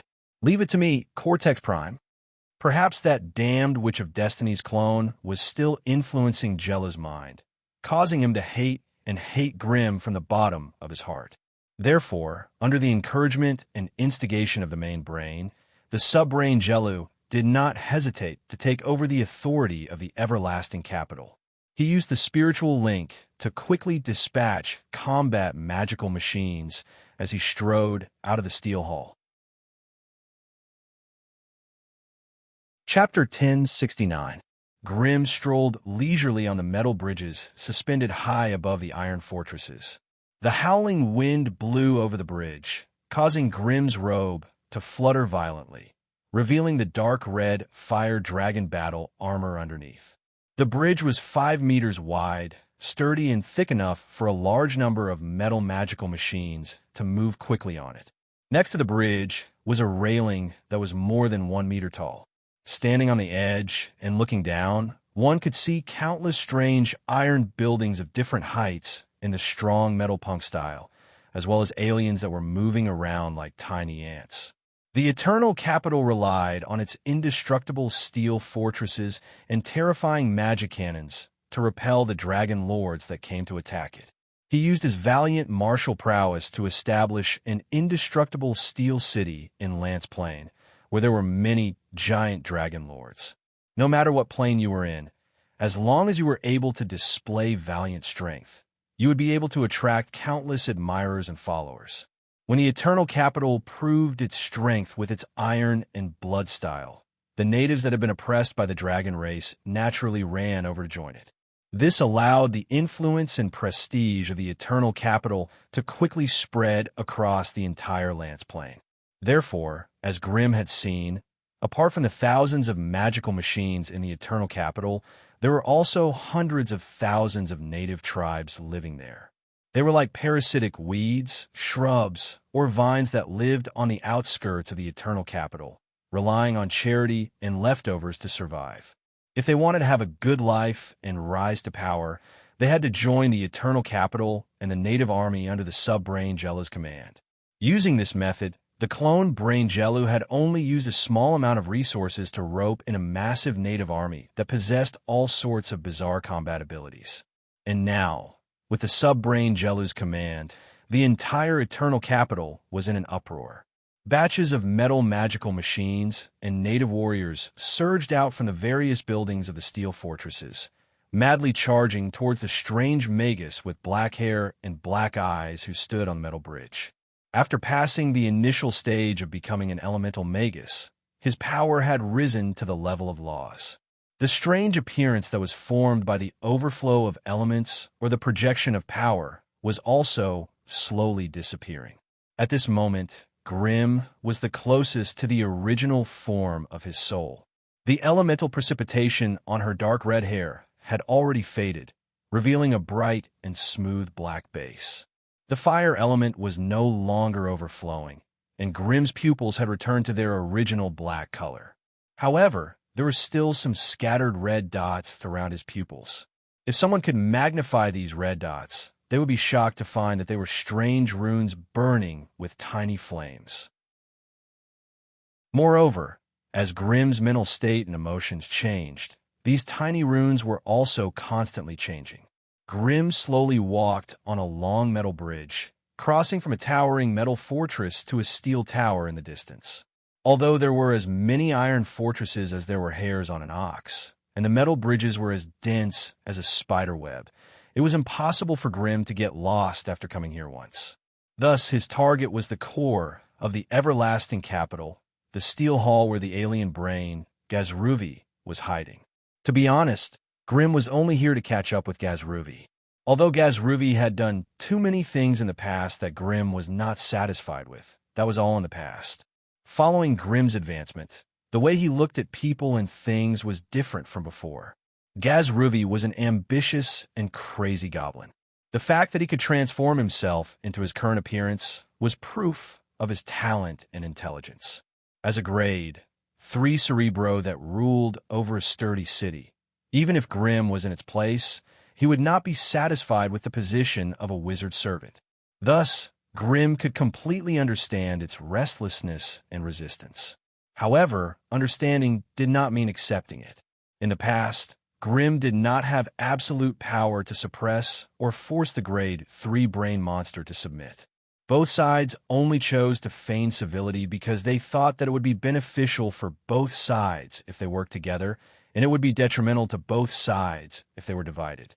The grade 3 brain monster also used this opportunity to do many things that harmed the Crimson family's interests. Grimm was well aware of this, but he chose to endure it silently. He did not want to force the grade 3 brain monster out of the family and prevent the family from losing the Lance Plane that contained a large amount of dragon resources. However, Grimm was now a grade 4 magus, and the balance of power between both sides was no longer what it used to be. Therefore, what he could tolerate in the past was no longer tolerated by Grimm. He only had one goal in coming here, and that was to bring the grade 3 brain monster back under the family's control and management. If the other party did not know what was good for them, Grim did not mind showing off his new power. Grim couldn't help but widen his mouth in astonishment as he listened to the ear-piercing sirens above the eternal capital and watched the densely packed battle magical machines and native warriors pouncing out of the metal fortresses and fortresses. He thought of the grade 3 brain monster's resistance, but he did not expect it to be so fierce. This was almost a completely hostile state. What was the grade 3 brain monster thinking?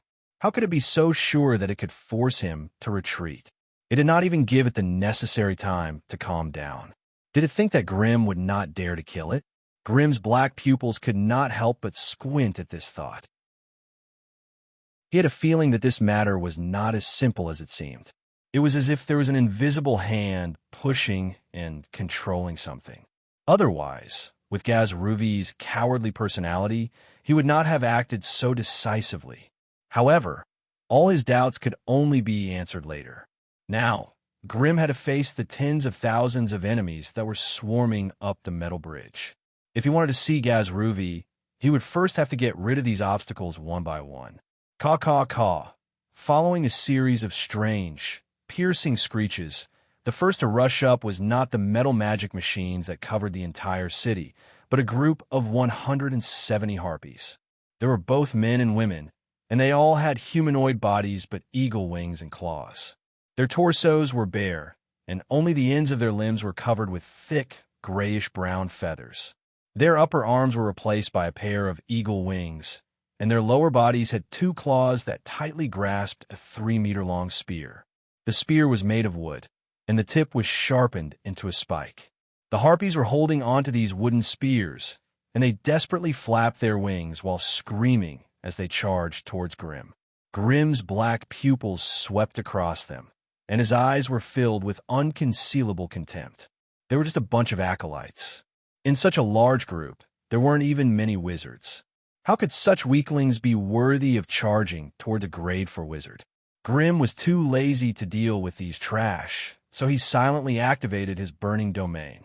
As the dark red canopy shrouded an area of nearly a kilometer around Grim, all the harpies and native warriors that rushed and screamed in horror and quickly burned into ashes. The steel buildings and metal bridges that were enveloped by the dark red canopy began to glow red under the shocking heat and invisible flames, and some even began to melt. The moment the burning domain was activated, it quickly extinguished the eternal capital's thoughts of relying on the native creatures to gang up on Grim.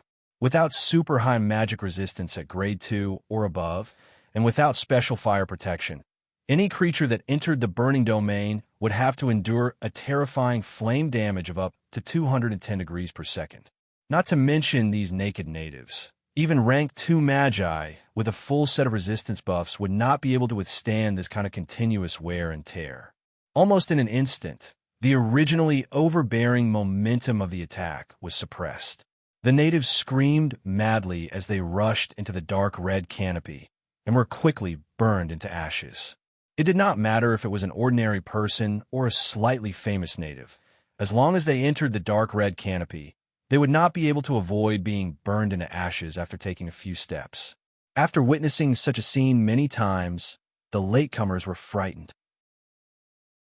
They crowded in front of the dark red canopy, their faces filled with fear as they looked at the terrifying light barrier advancing step by step. They had also lost the courage to continue charging forward. They squeezed into a lump of flesh in front of the light membrane and desperately retreated. Occasionally, there would be a few unlucky fellows who were knocked into the light film by the crowd. Before they could turn around and escape in fear, their bodies would burst into flames under the watchful eyes of the crowd and turn into ashes in an instant. The natives were finally afraid. Although they were brave, it did not mean they were stupid. Although they were not afraid of death, it did not mean they were willing to throw away their lives for no reason. Hence, when a terrified native screamed and turned around to flee, the rest of the natives couldn't help but follow suit. They had no choice. The demon they were facing was too terrifying, and they were too weak. Let alone injuring the demon. With so many of them working together, they might not even have the courage to face it. Grim didn't seem to mind at all as he walked on the metal bridge leisurely. The dark red canopy he created was like herding cattle and sheep, driving the natives of the plain away in all directions. They were in utter disarray. Chapter 1070. These combat magic machines were only at Tier 1. From the moment they stepped into the light barrier, the surface of their bodies started burning. Their shells glowed red from the heat and began to melt. However, the magic iron alloy coating on their bodies gave them a certain degree of elemental resistance. Coupled with their 20-centimeter thick metal shells, even if they could not resist the flames of the burning domain, they could still last longer than flesh creatures. They took advantage of this time difference to quickly close in on Grimm. They crazily intertwined the barrage of metal bullets and the waterfall of rays, drowning his body. Grimm did not stop moving. As he leisurely advanced, he stretched out a finger and drew flame runes in the air one after another. As soon as the runes appeared, they quickly disappeared and turned into thick and dense lava shields that lingered around Grimm's body. The violent barrage of metal bullets struck the lava shield, causing rocks to fly everywhere and lava to flow everywhere. The lava shield, which was 1/2 meter thick, 2 meters tall, and 1 meter wide, didn't even last 7 seconds under the concentrated fire of so many battle magical weapons before rapidly collapsing. However, no matter how fierce the attacks of the combat magic machines were, they were not as fast as Grimm's finger. Hence, even if the combat magic machines ignored their melting bodies and attacked crazily, they could not keep up with Grimm's speed of replenishing the lava shield. On the contrary, under the concentrated firepower of the waterfall, more and more lava shields appeared around Grimm's body. They were so densely packed that they almost covered his entire figure. After blocking the attacks of the combat magic machines, Grimm was not someone who would take a beating without retaliating. The flame runes he drew changed and quickly formed an abnormally large door of flames in front of him. As the flame runes merged with it, the door of flames suddenly opened, and a large number of fire creatures poured out. Grimm was now a Tier 4 wizard, and the fire spells he cast also contained traces of law power. As such, most of the flame creatures summoned from the distant fire elemental plane were Tier 1 creatures. Moreover, there were some rare Tier 2 mini-bosses mixed among them. Elite fire elementals, fire giants, body incineration flame spirits, lava hounds, giant lava beasts, fire crows, fire monsters, strange flaming creatures of all shapes and sizes quickly emerged and collided with the magic weapons. Both sides began to fight fiercely on the narrow metal bridge. After doing all this, Grimm smiled and appeared on another metal pier at the end of his line of sight. There were hundreds of battle magic machines standing on it, firing at the flaming creatures from a distance of more than 100 meters. With a sudden burst of flames, Grimm appeared in the center of the magic machine legion. The ring of flames that quickly engulfed the demonic machine legion had two strange attributes: explosion and impact. In an instant, nearly half of the demonic machines were blasted away, turning into meteors wrapped in flames and falling off the bridge. They were at least 300 meters from the ground. With their heavy bodies, falling to the ground was enough to render them useless. The demonic machines that were lucky enough not to be blasted away didn't have it easy either. Grimm was still surrounded by a dense lava shield. Lava boulders rammed into his body, and the high-temperature flames from the lava boulders repeatedly washed over his metal body. These pitiful battle magic machines only fired for 5 seconds before softening like candles thrown into an oven. The burning domain was all-pervasive. Without the protection of a mana shield, their metal bodies might be indestructible, but the runes and energy system inside could not withstand the scorching flames. When all the circuits and control centers softened and were destroyed, the demonic machines lost their combat ability. Grimm jumped again and again in this manner. Every time he appeared in the middle of a large group of demonic machines, he would use his terrifying flames to quickly turn them into piles of scrap metal. These demonic machines that had helped the Crimson family conquer countless enemies lost their sharpness and valiance when faced with a terrifying fire magus. They became a group of pitiful lambs that were being slaughtered. The difference in strength between the two sides was too great, to the point that numbers and space could not make up for it. Half an hour later, Grimm stepped onto the last metal bridge. At the end of the bridge was a large metal platform. 500 demonic machines were lined up neatly on it. The clone Brain Jellu was hiding behind them, using energy chains to link himself with the demonic machines. Grimm slowly stopped and began to seriously size up the demonic machines in front of him. The reason why they were strange was that the surface of these magical machines was surrounded by a layer of almost transparent energy barrier that completely protected them.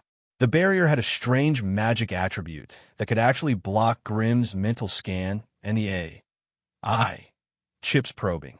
This situation was extremely rare. If he could not quickly get rid of these demonic machines, it would not be easy for Grimm to deal with a grade 2 demonic machine Gru, even with his strength. After all, even a Magus would frown when facing 500 demonic machines head-on.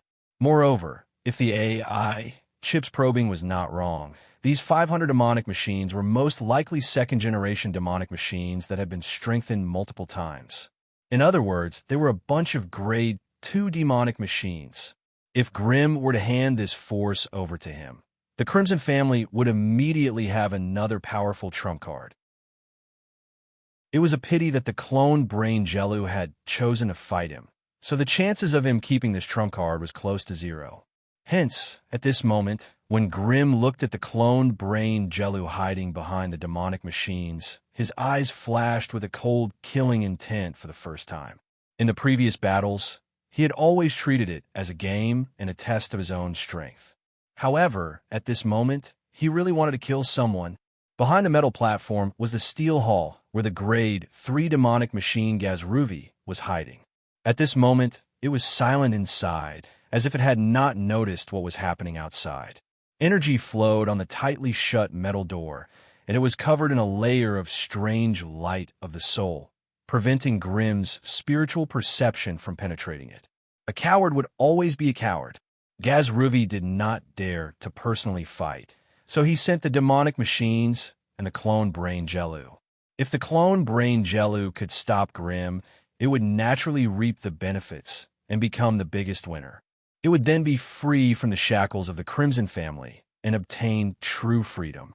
However, if the clone Brain Jellu was defeated, Grimm really doubted whether Gazruvi had the determination and courage to face him personally. Demonic machines might be intelligent and knowledgeable, but they had nothing to do with courage. They were also the cowardly creatures that were the easiest to lower their heads to or submit to the strong. Yes, cowardice. This was the label that Grimm had placed on the brain monster, Gazruvi, in the depths of his heart. If it wasn't for its cowardice, it wouldn't have succumbed to Grimm's threat and submitted to a Tier 2 wizard. If it wasn't for its cowardice, it wouldn't have dared to plot against Grimm in secret, but never dared to offend Grimm. If it wasn't for its cowardice, why would it give up on the powerful combination of a level 3 brain monster and 500 second-generation magic machinery, and choose to let the level 2 clone Brain Gru lead them? Therefore, looking at the Magic Machine Legion, the dodging cloned Brain Jellu, and the tightly shut door behind them, Grimm smiled and his signature violent flames rose from his body. The battle was intense and boring. The combination of a rank 2 clone brain and 500 rank 2 magic equipment was a terrifying force for most magi. Moreover, with the energy of Gru's clone brain, these magic equipment had an almost inexhaustible supply of magic energy and could maintain a magic shield for a long time. With a magic shield, it became extremely difficult for Grimm to quickly deal with them. Most of the time, even Grimm had to use some strange methods to fight them in close combat. Would a battle magic equipment be afraid of a head-on fight? To put it bluntly, the reason they were built was to attack, to fight head-on, and to crush the enemy. Unfortunately, even though they had great strength, they lacked a leader of sufficient weight. After Grimm failed to break through the defensive line of the Magic Machine Legion, he changed his strategy. He blocked the bridge with a huge flaming door and used the endless stream of flame creatures to entangle the magic equipment. Grimm stood on the bridge, looking at the cloned brain grew from a distance of 500 meters. As wizard energy flowed in his eyes, the cloned brain grew, who was protected by layers of magic equipment, suddenly screamed. The huge metal body outside his body silently combusted. If the cloned brain Jellu hadn't used an excessive amount of magical alloy to create this metal body, its body would probably have been severely damaged by that attack. The cloned brain grew screamed in fear, and his powerful psionic ability turned into strange ripples that swept across his body, trying to extinguish the strange flames. Unfortunately, his level 2 psionic ability could not compete with Grimm's level 4 flame ability. Not only did the flames not extinguish, they grew bigger and fiercer. Chapter 1071. The combination of the Grade 2 Clone Brain Jellu and the Grade 2 Magical Machine Warriors could only last half an hour against Grimm. Half an hour later, Grimm dragged the charred body of the cloned Brain Jellu and blasted open the metal gate with a fireball. He then strode into the steel hall. The steel hall covered an area of over 1,000 square meters, but half of it was occupied by Gazruvi's huge and ugly brain. Compared to the last time they met, Gazruvi's brain had grown by more than a third. This meant that Gazruvi's strength had increased by quite a bit. However, it was a pity that the aura emanating from the brain was still a Grade 3. Moreover, Gazruvi's psionic ability was hard to defend against when Grimm came prepared, but it was still difficult for him to take down a Grade 4 fire wizard. Thus, Gazruvi, who had already considered the pros and cons, made his choice the moment Grimm stepped into the hall. A small white flag was wrapped around a stem under Gazruvi's brain, and it waved at Grimm through the transparent crystal glass. Beep. Data link detected. Host, do you want to accept? You want to negotiate now that you can't win? Grimm was filled with disdain, but he still accepted Gazruvi's telepathic link. As soon as the telepathic link was connected, Gazruvi's strange voice immediately rang in Grimm's mind. Lord Grimm, I've been wronged. This was all done by that clone brain Jellu. I've been in a deep sleep for a while now, and I've relaxed my control over Jellu. That's why he was bewitched. Grimm squinted his eyes and listened with a smile, but he did not say a word. The more unfathomable Grimm was, the more worried the alien brain, Gazruvi, became. Lord Grimm, you have to be clear. I've been wronged. If you don't believe me, you can check the brain of that clone brain Jellu. He seems to have been bewitched by a witch called Medusa. Which Medusa? Just hearing this name, Grimm believed that the other party's words were not entirely false. However, Gazruvi also mentioned examining the brain, which meant that he had to completely dissect the brain of the clone brain. Only the two of them would be able to fully understand the taste of the immersion. The clone brain Gunung did something behind the mainframe's back. If Grimm was just a beginner apprentice, he might have been deceived by this lie. But now, as he learned more about creatures like the abnormal brain, he found the lies it told more and more ridiculous. That subbrain grew seemed to have independent thinking and consciousness, and his personality was also very different from the mainframe. But the two brains were actually linked together. Even though they were separated by mountains and rivers and in different planes, there was still a secret connection between their brains that could not be completely cut off by external forces. Strictly speaking, the mainframe was the main body, and the clone brain was just a branch that it branched out to facilitate its activities. If the clone brain died, the mainframe would only lose a powerful marionette, and it would not suffer any losses. But once the mainframe died, the consciousness of all the clone brains would be annihilated at the same time, and none would survive. Due to the existence of this characteristic, the clone brains would never do anything that would harm the mainframe. That was why when Grimm heard that Gazruvi had used such a clumsy lie as an excuse to survive, he could not help but feel angry. However, things were just as Gazruvi had predicted. Grimm did not have the intention to kill it, and was just using this opportunity to give it a stern warning. After all, a Grade 3 brain monster that could control the large steel city was something that no one would be willing to strangle to death. Therefore, what Gazruvi needed at this time was just an excuse to fool the outsiders. As long as Grim did not have the intention to kill it, no matter how clumsy the excuse was, he would gladly accept it. Grim pondered silently, looking at the fawning white flag that the other party was waving, and sensing the other party's careful mind tentacles. Grim could not help but feel angry. The other party seemed to be respectful, but Grim knew very well that the other party had already decided on the big picture and was just waiting for him to get out of the situation. And its past misdeeds could be overturned with the sacrifice of the clone brain Gazruvi. This kind of thinking, this kind of small calculation, was what made Grim the most angry and disgusted. While deep in thought, Grim's gaze inadvertently fell on Gazruvi's huge brain. As the dense fire element gathered, two red dots lit up on the soft and pliable gray matter that looked like solidified jelly. Soon after, a small flame was ignited on the gray matter. Although the flame was small, it had a strange power that could penetrate the soul. Gazruvi's mind rippled, and his mind tentacles spread out, but he did not sense any danger from the power overflowing from Grim's body. That was why he was not sure of the other party's intentions, and could only set up a psionic force field to block the power projection from the two gazes, while trying to curry favor with Grim. Lord Grim, your power is too great. Can you restrain it a little? I can't take it anymore. Unfortunately, Grim seemed to be thinking too deeply, and his eyes were drifting and blank. The two red dots on Gazruvi's brain also began to move around unconsciously. The fire elemental power condensed by the red that became more and more intense. It fell on Gazruvi's head, and with a sizzling sound, it easily left a 1 meter deep and half-meter wide scorched line on it. All the gray matter on the path of the red dots was burnt black, losing its basic vitality.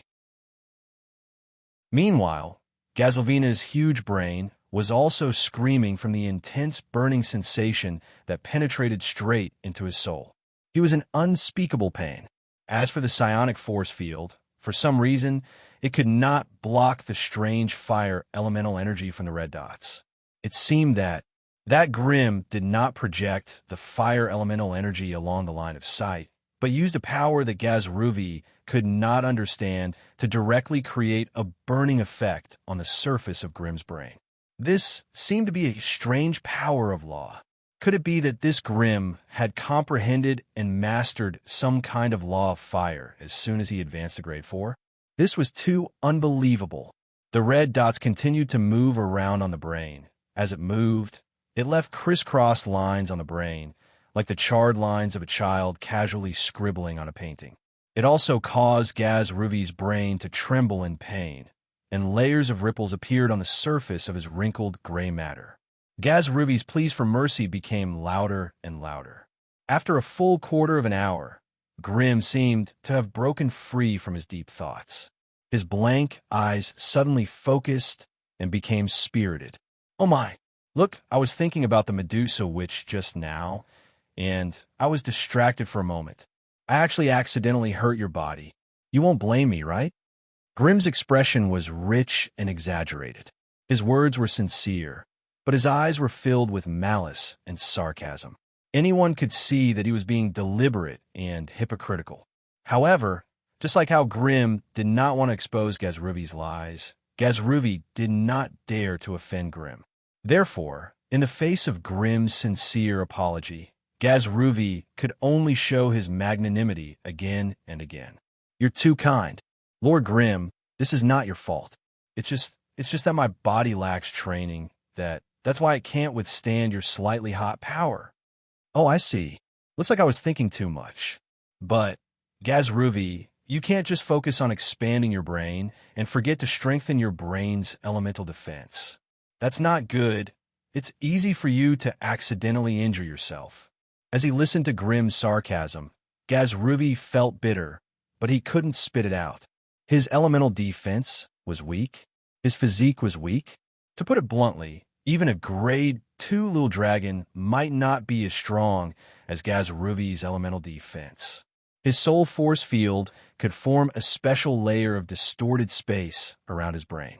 As long as his soul force was not exhausted, normal elemental spells and physical attacks would not be able to penetrate this layer of defense and hit his body.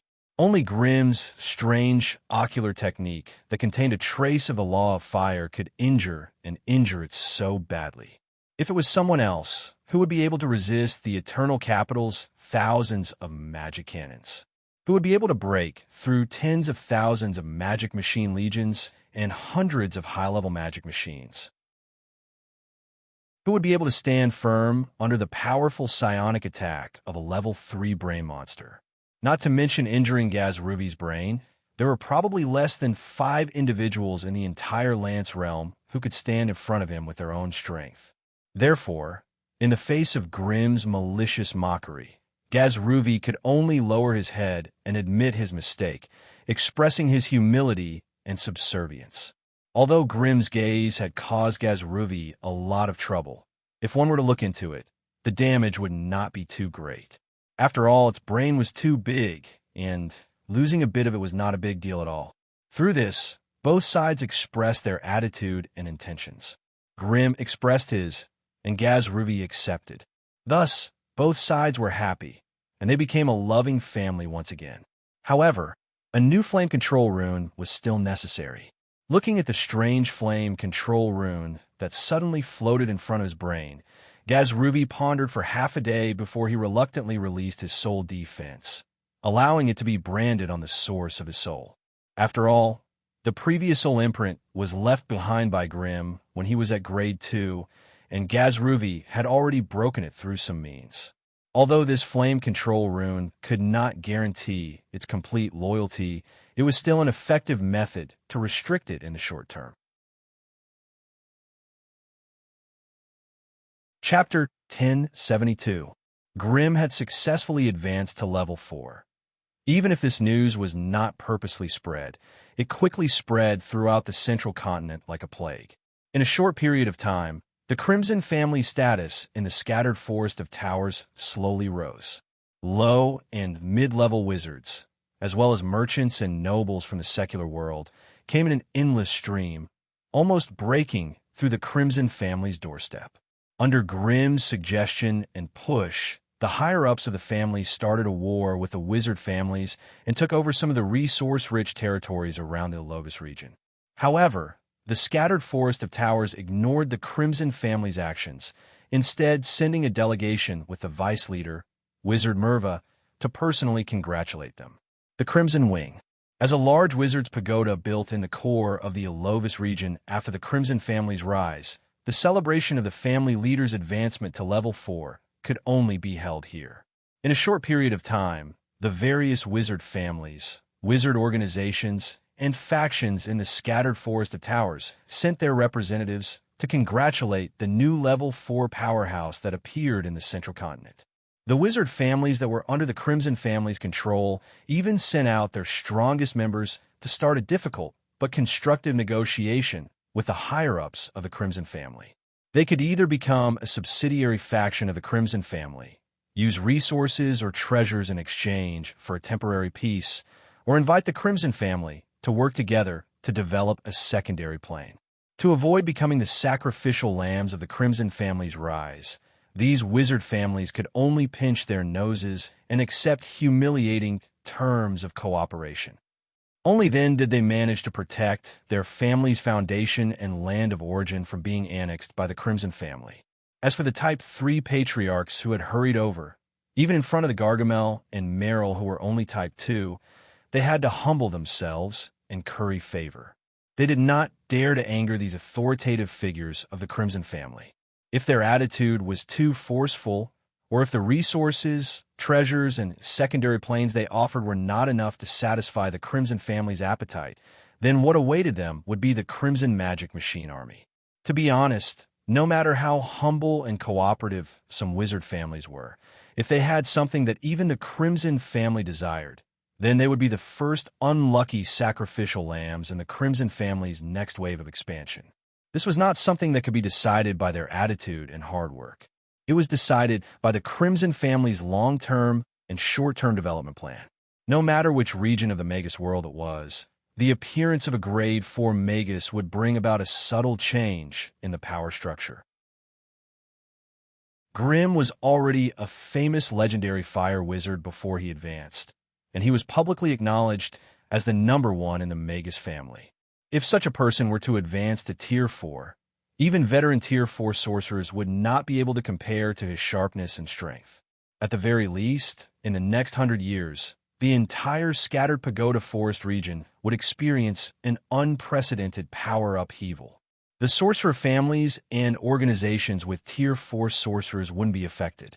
However, the remaining families and organizations with no one to rely on would have to face a crisis far greater than before. Big fish eat small fish eat shrimps, shrimps eat mud. When a new Tier 4 sorcerer rose to prominence in the Central Continent, it was inevitable that he would have to carve out a living space in the scattered tower forest that was filled with many factions.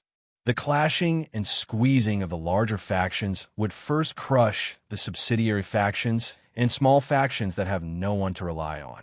At this time, every Magus family or faction has to widen their eyes and form alliances. They have to protect their Magus heritage that has been passed down for hundreds of years, and at the same time, they have to tear off pieces of flesh from others to strengthen themselves. Hence, in the foreseeable future, the scattered Magus forest will not be peaceful for the next 100 years. It will always be in a terrifying wave of conflict, agitation, and mutual devouring. It was such a cruel and merciless war for survival that could eliminate the marginalized and hopeless sorcerer inheritances, allowing the powerful sorcerers to become even more powerful. It also allowed the large sorcerer families to stretch and expand their size and stature. As the source of the unrest in the scattered Magus forest, the Crimson Celebration is undoubtedly the best place to form alliances. Hence, large numbers of large and medium-sized factions, as well as those small and medium-sized factions that are anxious to protect themselves, have all come to the Crimson Wing, looking for this so-called opportunity! The Magus celebration is not as complicated and ostentatious as the banquets of the secular world. Low profile and luxurious. The banquet hall was a spacious hall that occupied an area of over 10,000 square meters.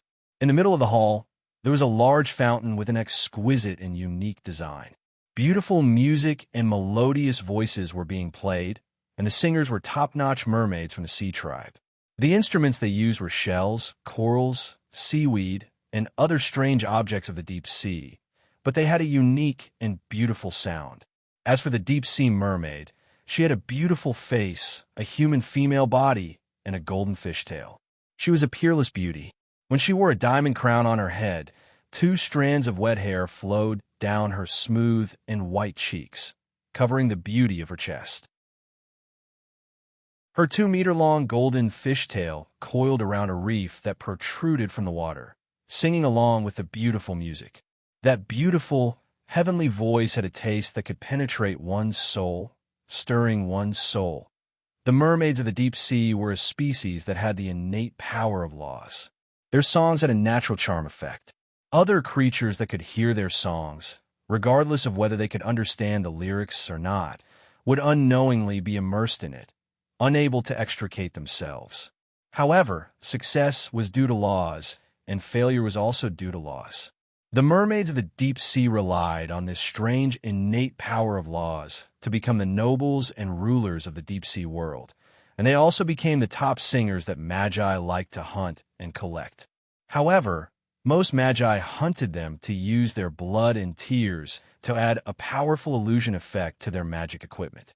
Only those magi families with deep foundations would not care about the value of their spells and extravagantly train them into singers. For this banquet, Grimm borrowed 5 elemental fairies from Alice and let them play the role of banquet servers. The appearance of the elemental fairies was so unique that the wizards present could naturally recognize them at a glance. Each and every one of them flapped their transparent wings that were as thin as cicadas' wings and held tiny, matchstick-like magic wands in their hands. They flew around in the air above the banquet hall, constantly waving their hands and sprinkling down strings of dazzling starlight.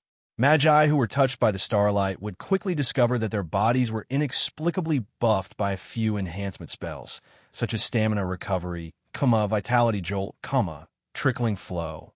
These spells did not increase one's energy, but would automatically restore one's stamina or vitality with the passing of time. All of them were extremely practical spells. Most wizards would need to stay in a laboratory for 10 days to half a month when they started a large-scale spell. During this period, they either could not move or did not have time to eat or drink, so they could only rely on magic potions to survive. Therefore, the consumption of physical strength and energy was also very high. If they could have an experimental slave like the elemental fairies in their laboratory, their workload and difficulty would plummet, and it would be much easier to deal with them. Hence, most of the Magi looked at these little elves with envy and desire. Some wizards who were interested in them even stretched out their hands and beckoned them down, asking for some wine or pastries. These fairies only needed to wave their magic wands, and with a bang, the things that they wanted would automatically float in front of them.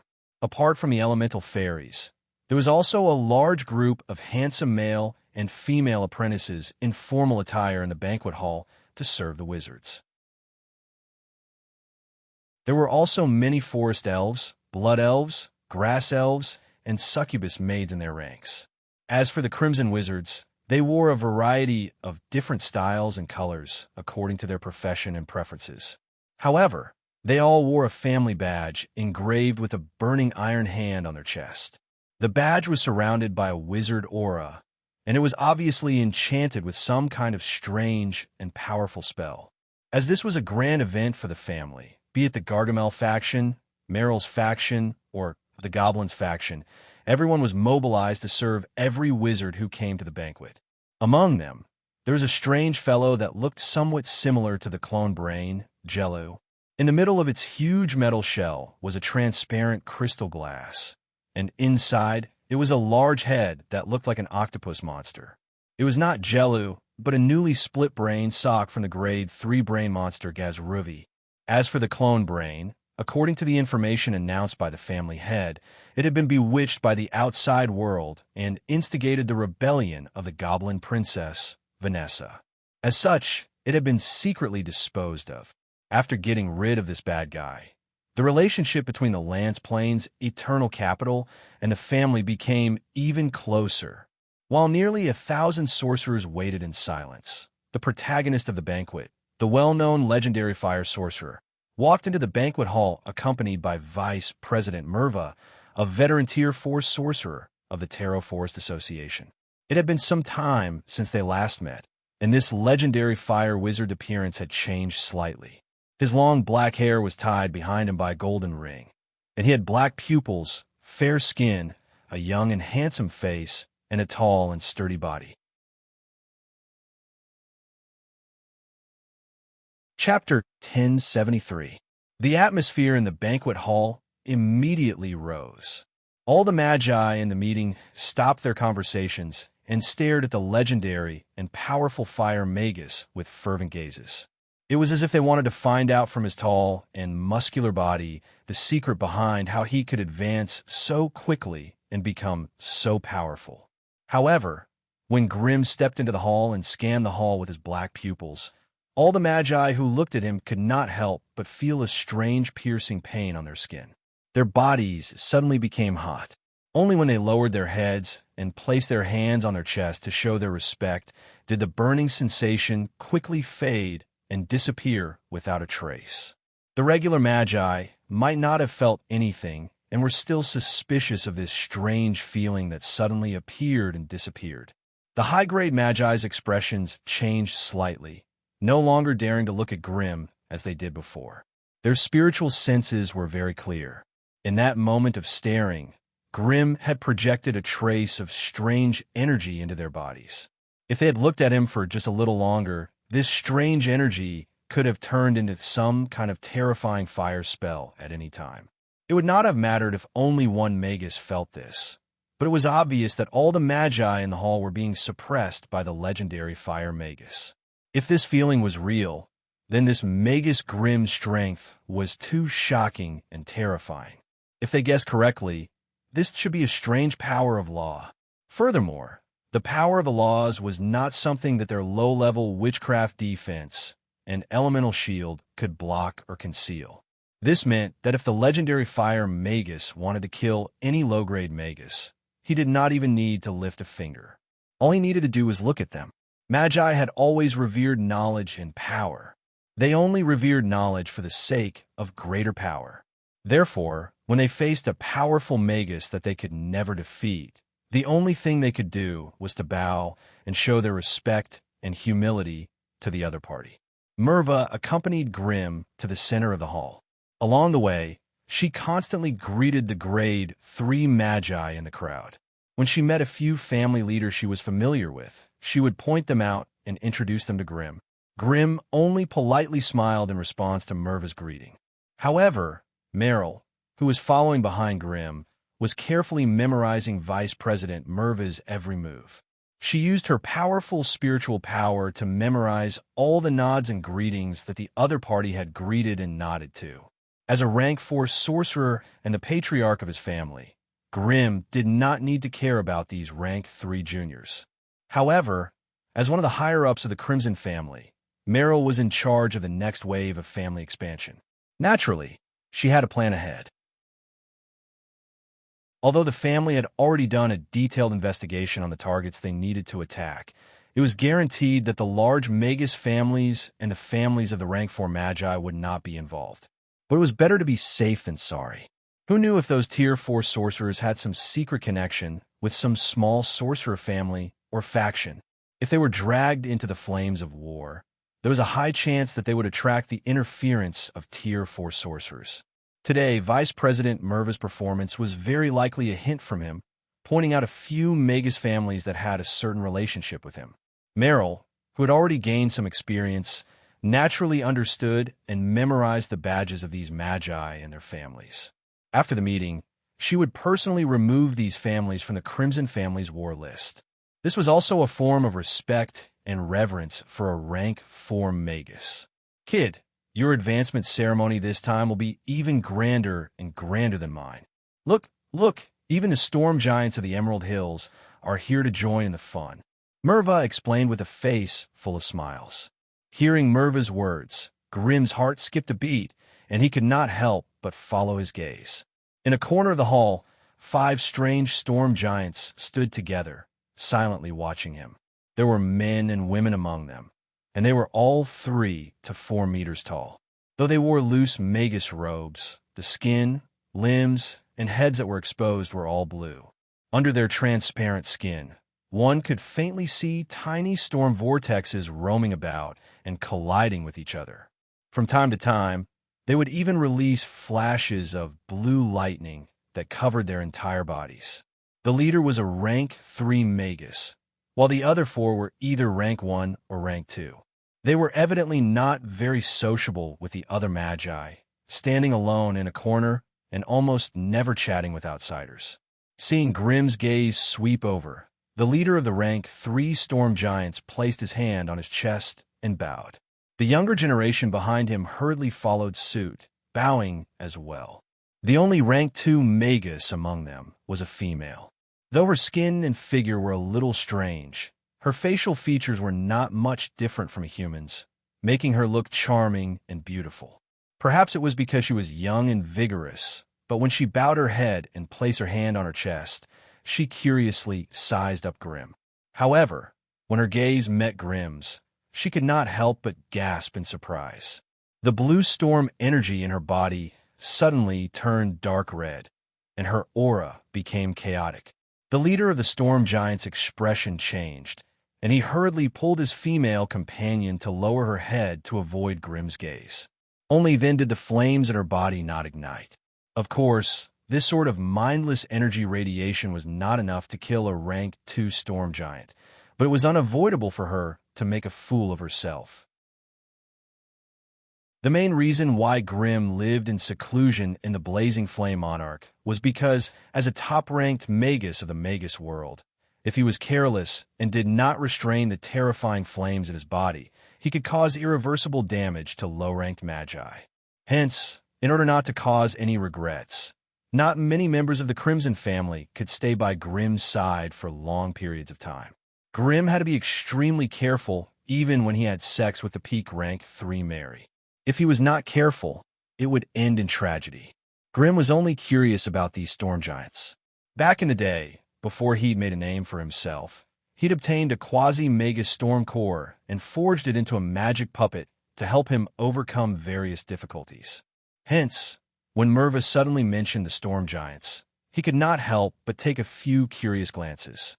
If he remembered correctly, there was a powerful storm altar in the Storm Kingdom where the storm giants resided. If he had the chance, Grimm really wanted to study it up close. After all, the storm altar and the flame altar belonged to the same type of witchcraft. Since the other party could rely on the storm altar to create a kingdom that even wizards could not easily besiege, there must be something mysterious about it that outsiders could not understand. To be honest, Grimm really wanted to understand these secrets so that he could strengthen the flame altar in the blazing flame monarch. If he could extend the flame altar into the depths of the fire elemental plane, Grimm might really be able to recruit a group of powerful flaming creatures to serve as his subordinates. After all, a temporary flame gate could only recruit some useless soldiers and crab generals to serve as cannon fodder. However, if he could stabilize the flame gate, nurture and recruit a group of flame lords, then this summoning spell could become one of Grimm's trump cards. When the two of them stood in the middle of the hall, Grimm extended his hand. Vice President Merva was the first to step forward. Magi from all over the scattered towers, it is an honor for us to be gathered here today to celebrate Wizard Grimm's successful advancement to rank 4. On behalf of President Freed, I would also like to formally invite Lord Grimm to join the Scattered Towers Association. I will also bestow upon you the status and authority of an elder. With that, Vice President Merva took out a short black stick from his storage ring and waved it in Grimm's direction. After about 3 fingers, a strange green light shone in from outside the hall, shining on the elder's ring on Grimm's right hand. As the green light shone, the runes on the ring flickered, as if it had established a special connection with somewhere far away. After a while, the green light dissipated, revealing the true appearance of the elder's ring.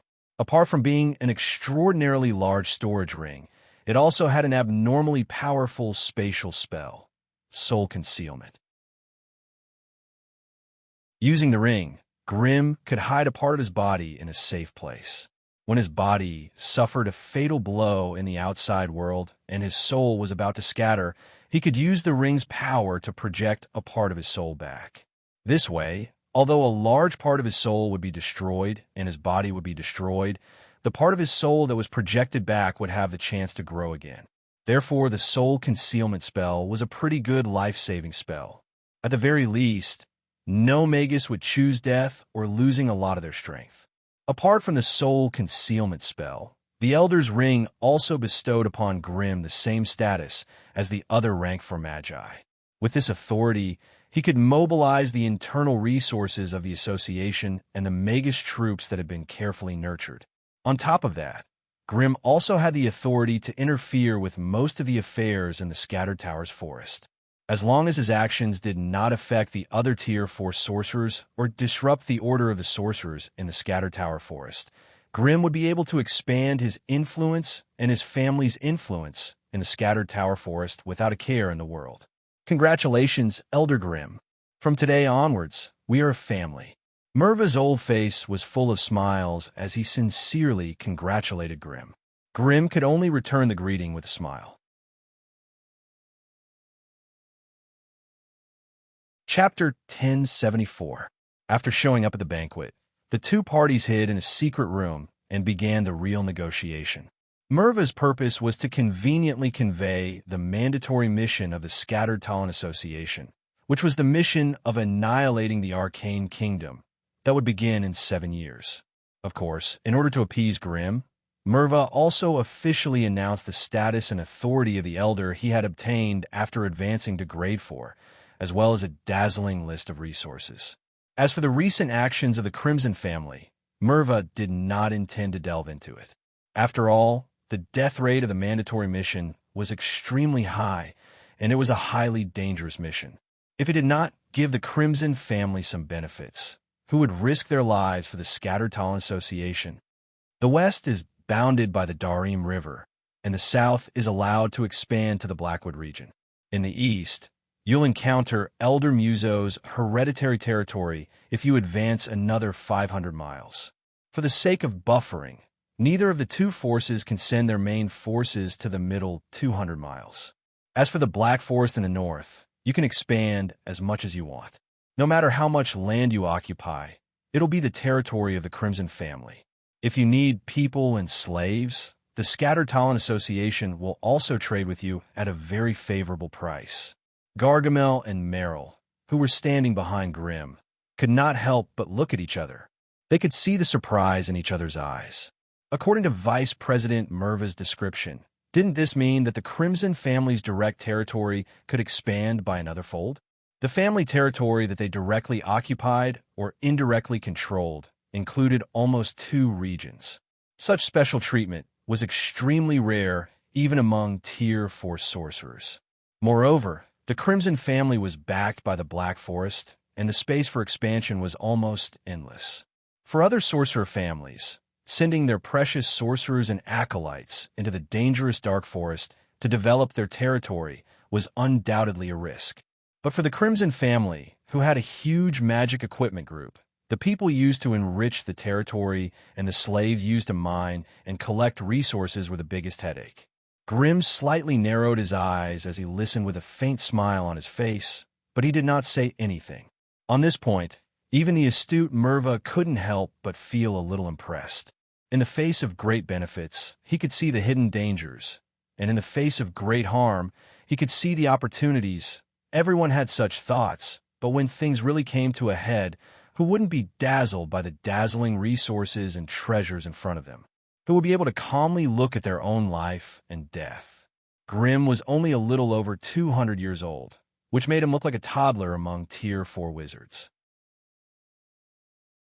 But during the few times he interacted with him, Mirwa could always feel his steady and experienced way of doing things, as well as his precision and viciousness when it came to taking risks during critical moments. Moreover, as soon as he became a Tier 4 sorcerer, he displayed an extremely high affinity with the law of fire. Once he survived the crisis, his strength would undergo a huge breakthrough. At that time, there would probably be no magus in the Scattered Towers who could contend against him.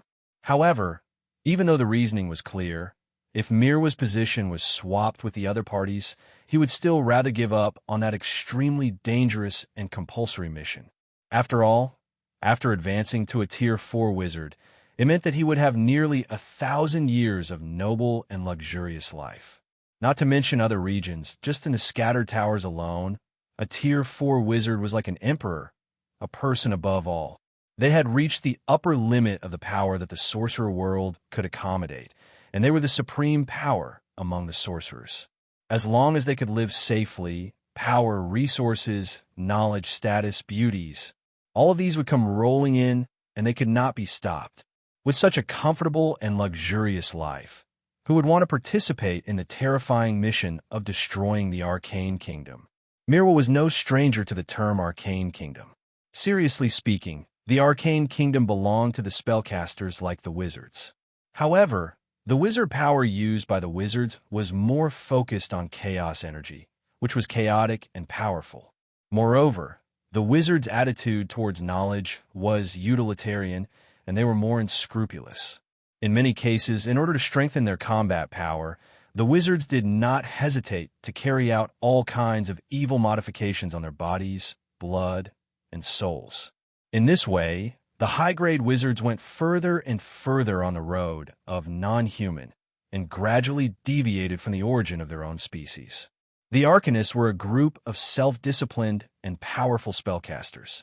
Their attitude towards knowledge was more rigorous, and they were more like the common people.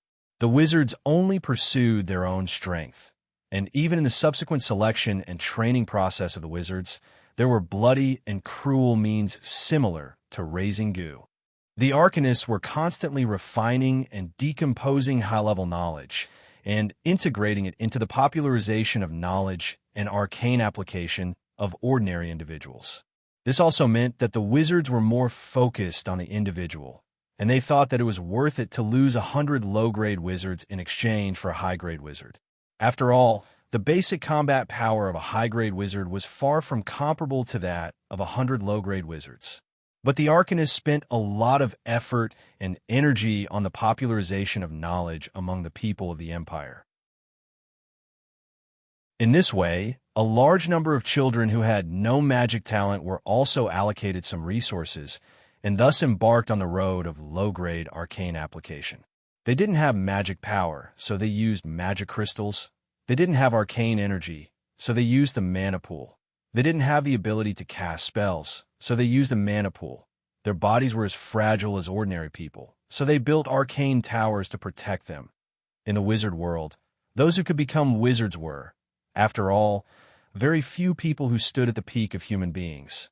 In the arcane kingdom, as long as you were diligent and willing to learn, and your personal talent wasn't too bad, then there was no problem to become an ordinary arcanist. It was this attitude of the arcanist that had led to the rapid growth and strong rise of the arcane kingdom. It was a pity that their rise had attracted the interference of many powerful tribes and species. And in this compulsory mission, the information that Mervyn knew included the Disaster Lord, the Titan, the world of gods, the astral beasts, the astral wanderers, the dark world, and the shadow world. Among all the predators who coveted the resources and knowledge of the arcane kingdom, the status of the wizard camp was still relatively low, and it could even be regarded as one of the weaker forces. Therefore, in this gluttonous feast of carving up the arcane kingdom, the weak participants and even themselves would become the prey of other predators. Therefore, from the moment he received the news, Merva completely dispelled the idea of participating in the mission and plundering some resources and knowledge. It was reasonable to say that this kind of operation, which was similar to the destruction of a powerful plane, was the easiest way to obtain source form resources. Unfortunately, the overly large and powerful lineup of the participants had frightened all the scattered level 4 wizards in the Tower Forest, and that was why the ridiculous situation of temporarily catalyzing a new level 4 wizard to make up the numbers. To be honest, in order to win over Grimm, the new level 4 wizard, and not give up, the Scattered Tower Forest Association, led by Fred Merva, had really put in a lot of effort. Of course, with the previous signed contract, the Scattered Tower Forest Association wasn't afraid that Grimm would go back on his word. It was just that they didn't want to have too much of a conflict with a level 4 wizard, so they took out some of their stock and tricked him into going to the front line, and everything would be fine. Putting down the long list of resources, Grimm thought for a moment, and then said, "I'm very satisfied with the resources in this list, but I want to add a few more names. What? What else do you need?" Merva's heart suddenly jumped. She was afraid that Grimm would open his mouth like a lion. Although the Scattered Tower Forest had some resources, it was also the hard work of more than a dozen level 4 wizards for hundreds of years, and it was especially painful to lose it so easily. Kalos Alloy, Primary Life Liquid, Void Stone, Star Sand. Grimm's intonation was very slow. His pair of black eyes were staring at Merva without blinking. Every time he said a name, Merva's eyebrows jumped. When the name Star Sand was said, even the muscles at the corner of Merva's mouth began to tremble slightly.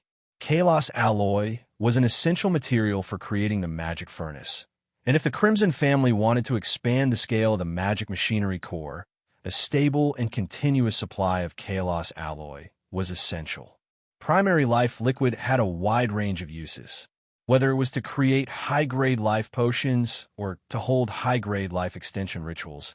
It was one of the most important materials. It was said that this Primary Life Liquid could only be produced by the elves' holy tree of life.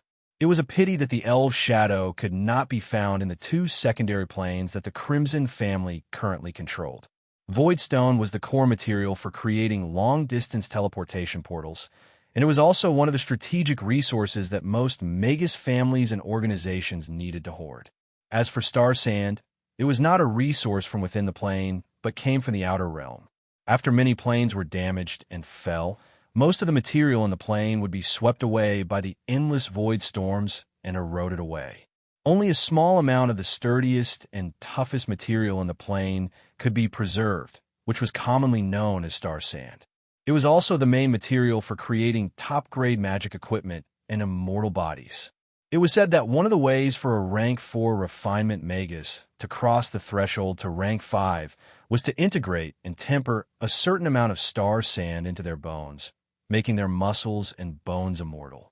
Hence, in the eyes of a rank 4 refinement magus, the value of star sand was not any less than origin substance. Grimm read out the resources he needed while carefully observing Merva from all angles. After confirming that his request had reached the limit of what Merva, who was also the Scattered Tower Forest Association, could bear, Grimm tactfully shut his mouth. Merva took out a handkerchief with exaggerated movements and gently wiped the beads of sweat rolling down his forehead, an awkward and stiff smile on his face. Kalos alloy. This is something that can only be produced in Molten Fire City. If you want it, I can act as a go-between and let you have a face-to-face discussion with Alfred. But let me say this first. I can't guarantee that you will succeed. After all, there seems to be some grudge between you and Alfred. The association still has some stock of primary life liquid. I can give you 5 caddies, which should be enough for your personal use. Voidstone is also in high demand within the association. I'd like to use my old face to ask around, but I can at most find 2 pieces for you, and the price won't be cheap either. As for star sand, no one can get their hands on it.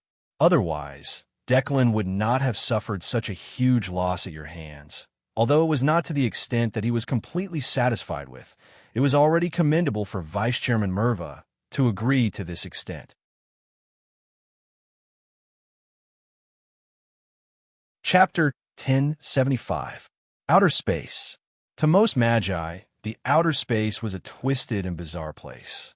Just like how a plane was an island suspended in the middle of a vast ocean, the void between them was filled with endless energy tides. The magical energy that filled the void plane was not calm. Instead, it rose and fell like the tides of the sea, rolling up and down. In many places, it could even create huge energy storms that spanned millions of kilometers. In the ravages of these void storms, the intensity of the energy reached tens of thousands or even hundreds of thousands of degrees. Ordinary matter, even the sturdiest metal in a plane, would be instantly washed away by the energy tides into tiny particles that were hard to see with the naked eye, and then scattered to any corner of the multiverse. However, there were always some almighty magi who found a chance of survival in the midst of danger, and set up sturdy camps in the eye of the void storms. Magi who had never been to the outer space thought that it would be very crowded and barren. Only when they really arrived here would they be surprised to find that it was a whole new world, a place full of life. The great Magi who had moved out of the Magus world in the past had not only built a single outer space, but Assorted Camp was undoubtedly the most famous and the largest of them all. In the eye of a huge void storm that stretched for more than 3 million kilometers, there was a storm calming zone that spanned 20,000 kilometers. Although it could not be as calm as the inside of the plane, it was much better than the energy tides outside, which could easily reach hundreds of thousands of degrees. However, this place was not empty. In a small tide that twisted the void, there were huge barren rocks floating in it. These rocks were of different sizes, the larger ones being the size of a kingdom, while the smaller ones could support a human city with a population of 20 to 30,000. Most of the rocks were barren and uninhabited, and only a few rocks that were large enough in the core area had soil, trees, grass, swamps, lakes, and of course, Magus camps. Meanwhile, a massive magic barrier was erected around the boulder, blocking the omnipresent void energy outside, which provided space for the fragile ecosystem on the boulder to survive. Meanwhile, the uninhabited boulders were exposed to the turbulent tides of energy. The soft soil and fragile plants were all swept away by the void hurricane, leaving only extremely hard metal ores and strange rocks that could resist the energy assault. They floated helplessly in the darkness. Only when the hurricane and the void blew on their bodies that were riddled with holes and splashed with dazzling light would their bony but sharp bodies be revealed in a flash. Isorda was the name of the eye of the storm, as well as the name of the huge Magus camp at the center. There were about 110,000 people living in the camp, but only 3,000 of them were magi. The rest were slaves and servants that the magi had captured from other planes. One had to know that it was impossible to live safely in the Isorda camp without the strength of a rank 2 or above. That was why, even though 3,000 magi sounded like a small number, it was still an abnormally powerful force.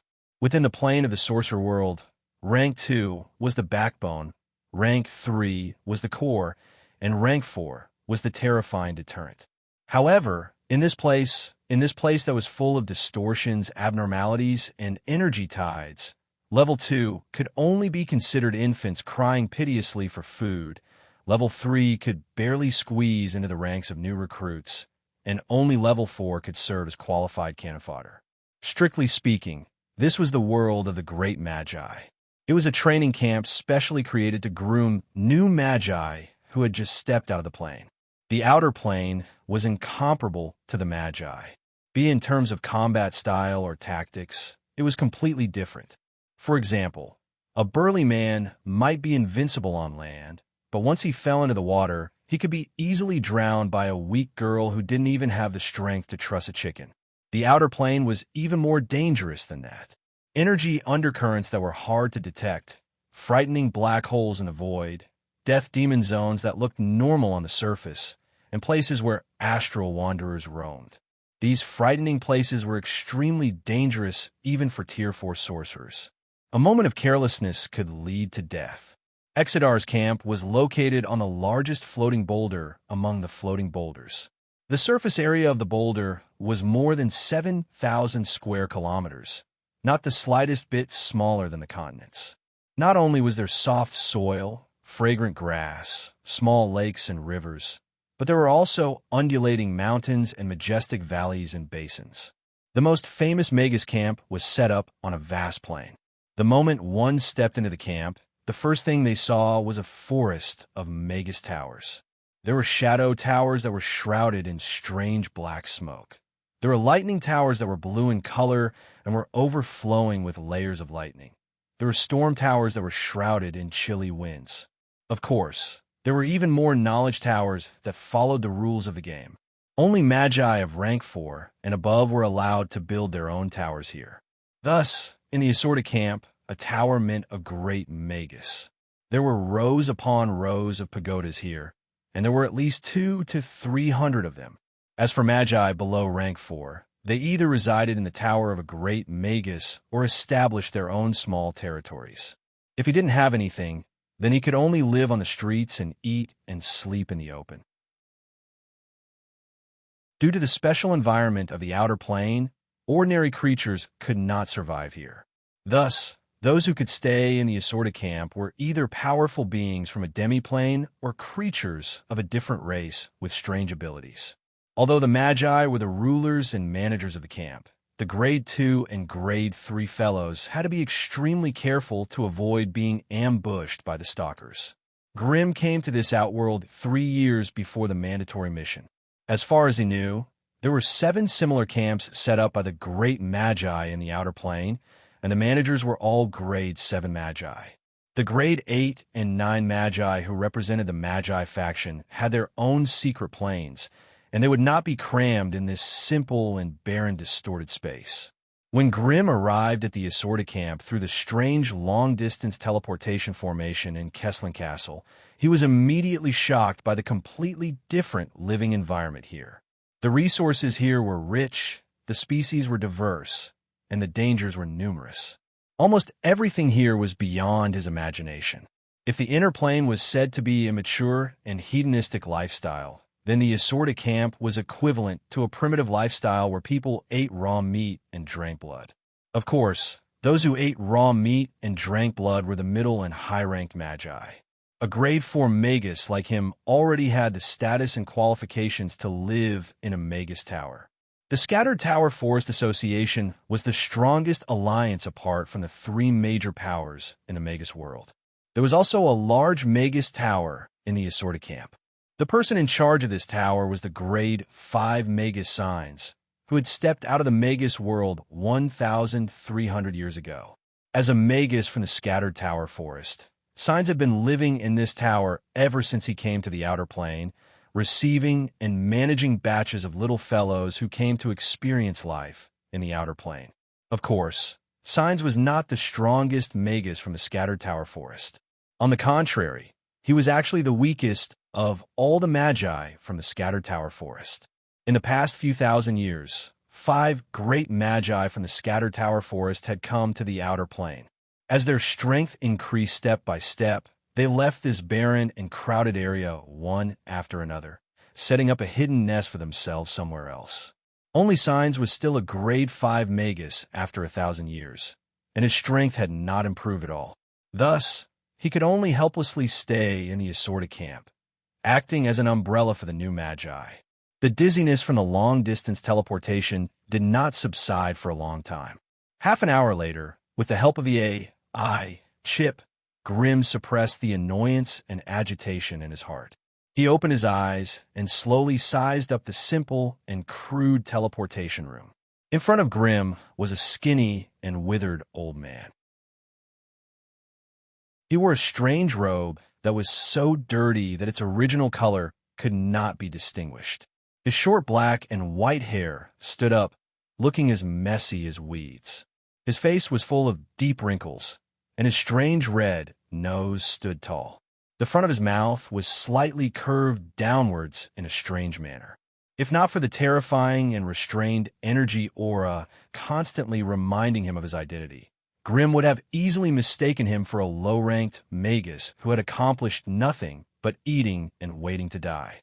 When Grimm staggered out of the teleportation circle, the old wizard raised his nose and sniffed. He finally cursed out loud. "Frid, that damn bastard. He's getting more and more perfunctory. I asked him to send a more capable Magus, but he actually dared to send a newly advanced fellow. Looks like he doesn't want the resources for the next 100 years. You must be Lord Signs, right?" "I am." It was the first time Grimm had seen a legendary Magus up close, and he hurriedly walked over and bowed, as if to introduce himself. All right, enough of the nonsense. I don't know what method that Frid brat used to trick you into coming here, but since you're here, you can only accept your fate. Go to room 706. That will be your temporary residence. If there's anything you don't understand, go find a fellow called Martin. Don't bother me anymore." After saying that, the filthy old man left in a huff without waiting for Grimm to ask anything. However, as he walked, he muttered to himself, "Strange, this newly advanced fellow's vitality is not bad. He managed to overcome the dizziness from the long-distance teleportation so quickly. I hope he can survive until the mission starts." In the blink of an eye, the old fellow turned a corner and disappeared from Grimm's sight. Grimm was tongue-tied. He raised his right hand, and after a long time, it drooped down powerlessly. As expected of the outer regions, not only was the environment strange, even the Magi were weirder than the last.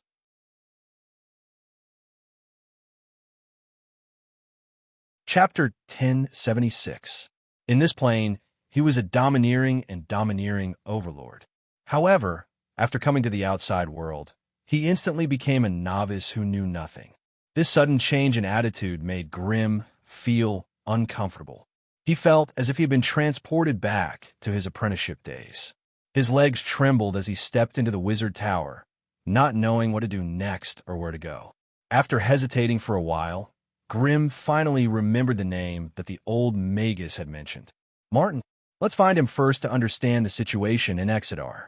It had to be said that the wizard tower built by the Scattered Towers was top-notch. It had a total of 17 floors, enough for 200 to 300 Magi to live in. Unfortunately, there were only 30 to 40 Magi in the tower, and most of them were holed up in their own residences, libraries, or magic laboratories. Therefore, when Grimm walked in the spacious and bright corridor, he only felt that it was cold and deserted.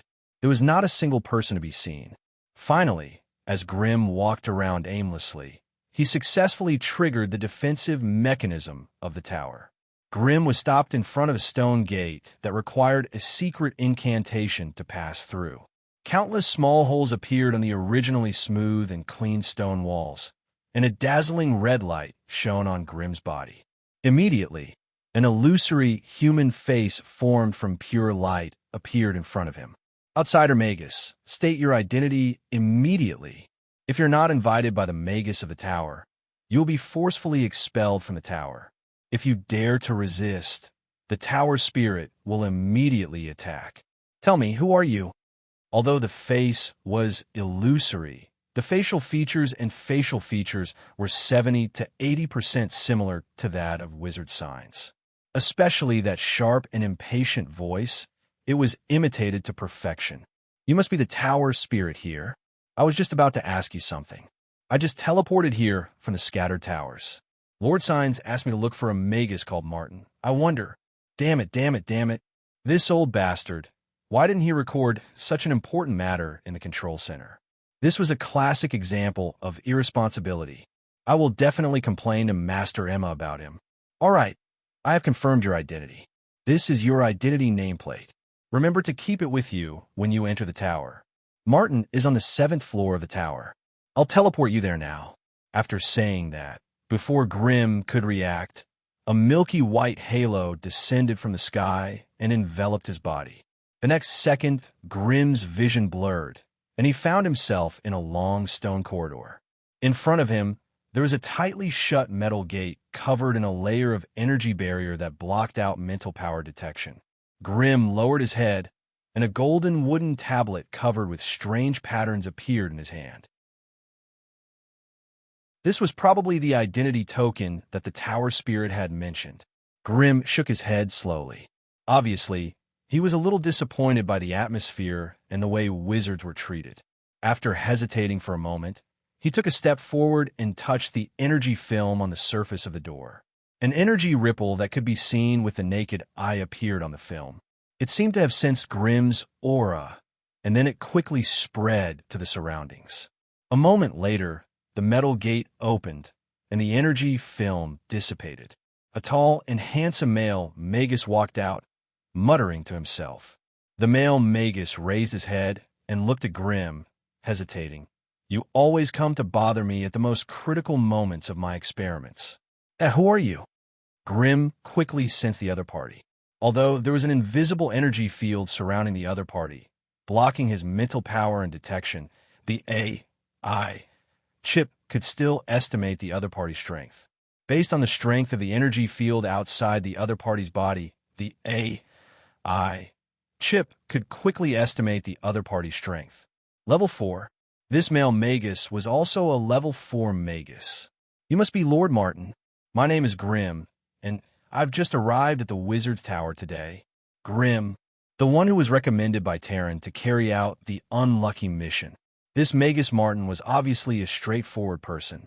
He only realized that he had said something wrong halfway and quickly stopped himself. Welcome. How can I help you? I've just arrived at the Wizard's Tower, and I don't know the rules here. I'll have to trouble Lord Martin to introduce me. That's not a problem. You don't have to call me Lord anymore. Just call me by my name. In this foreign land, you can only rely on yourself. As long as you have the ability, no one will dare to bully you. This Magus Martin was a straightforward person. Have you arranged a place for you to stay? 706. Then we're quite close. Come, I'll bring you there. The two of them took a few turns in the spacious stone path, and finally stopped in front of a large metal door.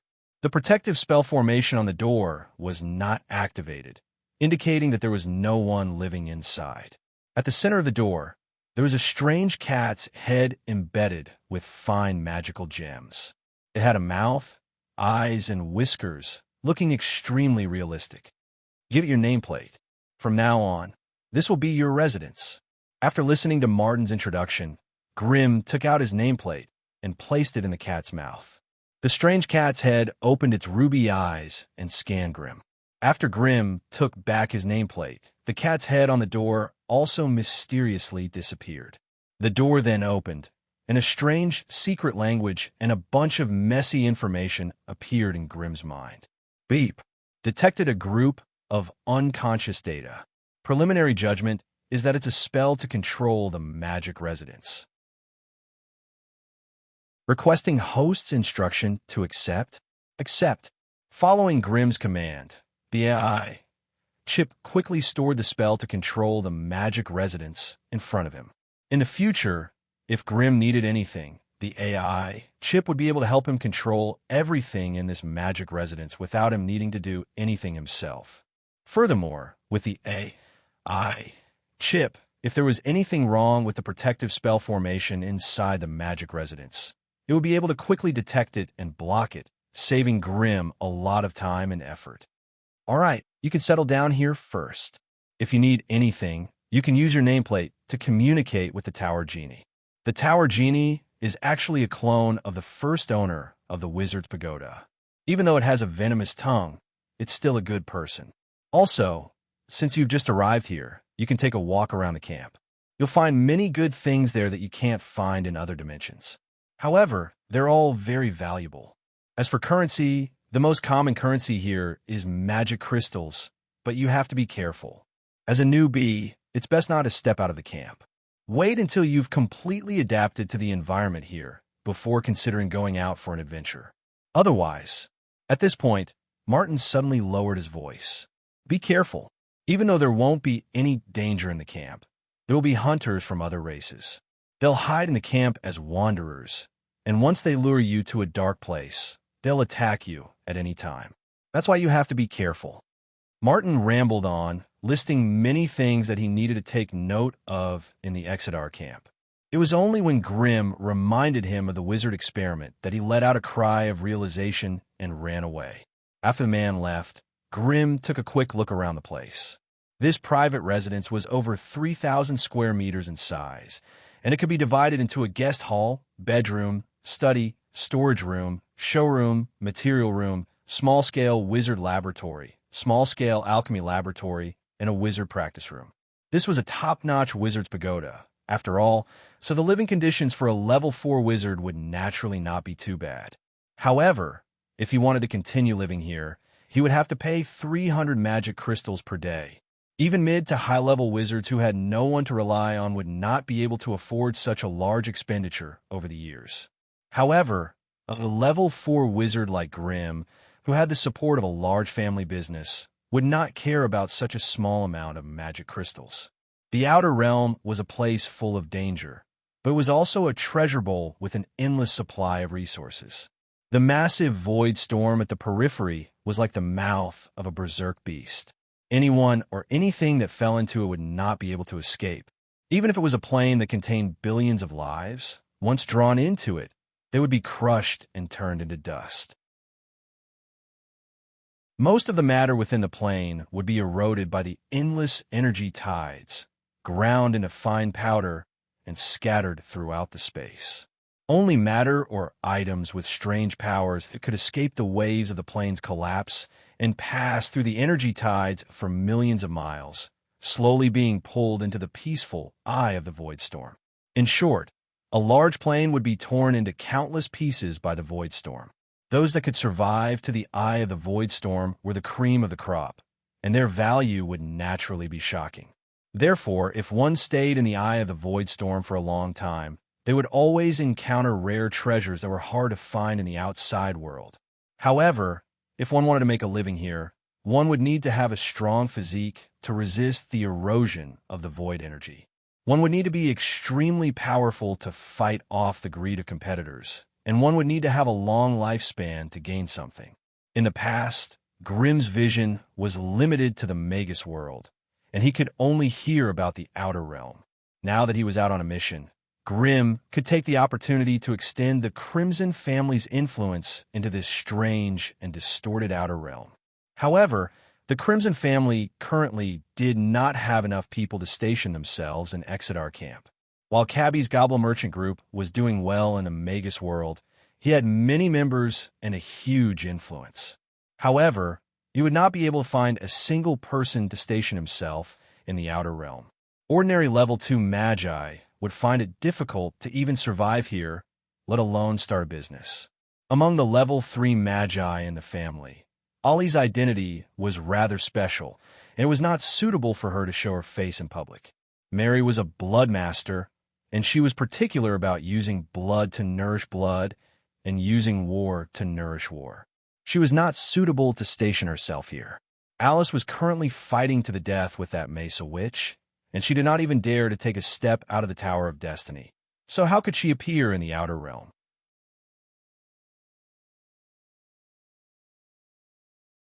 Chapter 1077. Time flew. In the blink of an eye, Grimm had been in Exidar's camp for 3 months. On this day, when he was sitting in front of the wooden table in his residence, using the bright light to carefully examine a piece of strange iron and stone that was sparkling with specks of magic power, he was startled by a message from an external witchcraft spell. It was from Martin. Grimm connected to Martin's message while continuing to scan the meteoric iron he had just collected from the camp. Meteoric iron could be found in most plains and could be considered a common resource for magi. However, the piece Grimm had collected was obviously different. It seemed to have been soaked in a mana tide for too long and had undergone some unpredictable changes. Even the data from the AI chip was abnormally chaotic. Grimm, are you busy over there? If not, can you help me with a small matter? How? A junior from my tribe found a batch of Izra's seeds outside, but was stopped by a group of galactic wanderers while collecting them. They just sent me a distress signal, but my purple gold potion has to be refined for the second time in an hour. So you want me to bring them back? Yes. Don't worry, I won't let you go for nothing. I'll give you 30% of the Izra seeds. What about those galactic wanderers? If it's not too much trouble, just kill them all. That way, I won't have to worry about them every day. Grimm licked his lips. The seed of Izra was one of the main ingredients to create the Whispering Contract Potion. The latter could give a magus the ability to cast spells silently. This was why it could be used in many situations. In the sorcerer world, a seed of Isala could easily be sold for 3,000 to 4,000 magical crystals, which was considered quite valuable. A successful Whispering Contract Potion could be sold for 20,000 to 30,000 magic crystals. Even Grimm could not help but be tempted when he heard this. All right, I don't have anything urgent to do, so I'll make a trip for you. Send me the location. A moment later, a ball of flames exploded, and Grimm disappeared from where he stood. Flames flickered in the sky outside the wizard's pagoda. Grimm materialized his body and charged toward a certain part of the camp after determining the direction. There was a teleportation formation that led to the edge of the continent, which would save Grimm a lot of time. Between the towering towers, there were small markets and settlements surrounded by huge tents of different colors. The creatures that came in and out were all of different shapes and races. When Grimm flew across the sky in the form of a huge fireball, many otherworld creatures looked up and pointed at him curiously, discussing something. The so-called Isorda camp was actually made up of thousands of markets, residential areas, and wizard pagodas of various sizes. The one Grimm was established by the Tarot Forest Association, so the ratio of magi here was much higher than other markets. Grimm landed near the entrance of the bazaar and quickly transformed back into his human form. He then walked into the bazaar. As it was an open market, there are not many people coming and going, but there were still quite a few. Among them, there were elemental sorcerers wearing robes and holding staffs. There were also physique refinery sorcerers with large swords on their backs and enchanted armor. Of course, there were also bloodline sorcerers with all kinds of special characteristics. Among them, there were also some strange creatures from other worlds. It was obvious that they had a harmonious relationship, as if they had already formed small combat teams of different races and occupations. Most of them were at level 3, with only a few at level 2. Even if there were a few level 2 ones, they were all abnormally powerful and had powerful talents. After staying here for 3 months, he had seen and heard all kinds of novel things. There were simply too many. Grimm was already used to such scenes and did not mind them at all. Grimm's arrival had obviously shocked this group of little fellows. They all made way for Grim in the middle of the road and saluted him with their hands on their chests. Grim passed through them and nodded at a few level 3 wizards he was familiar with. He then went straight to a large tent made of cowhide. A burly man with a large axe on his back was guarding the tent. He quickly came up to Grim when he saw him. "Lord Grim, where are you going?" "Exit 5. Put the fee on Lord Martin's tab." "All right, I'll connect you now." A moment later, a white light flashed, and Grim arrived at the edge of the floating boulder from the center of the continent at his fastest speed. Exit 5 was located in a messy area of meteorites. The boulder where the teleportation spell formation was located was the size of a football field.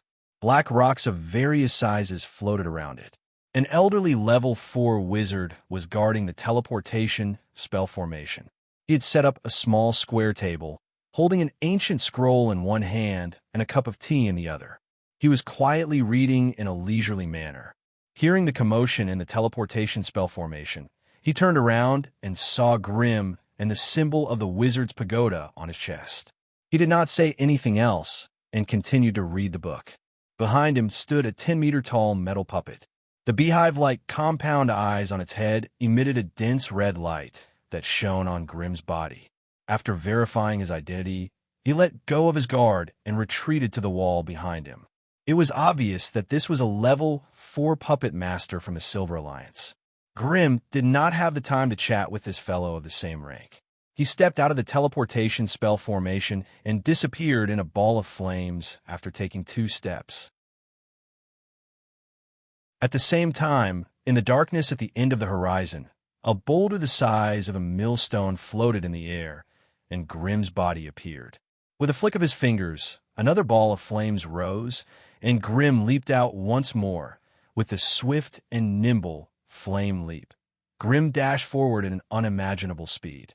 After Grim left the 5th teleportation spell formation, the level 4 puppet master could not help but raise his head and look at Grim, who was quickly disappearing into the darkness. He could not help but mutter, "That guy must be the new Grim from the scattered forest of towers, right? It hasn't even been 10 years since he advanced, and he already dares to wander outside. He's got some guts." Grim, who was completely unaware of what was happening behind him, continued to jump around in the dark, distorted space.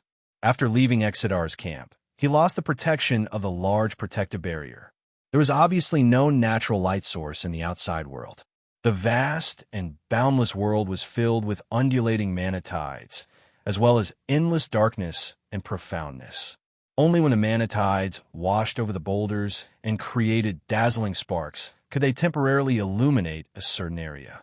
Here, a simple method of seeing with the naked eye was useless. If one wanted to know what was in the endless darkness, they could only rely on their powerful spiritual senses. However, the mana tides here rose and fell, trembling endlessly.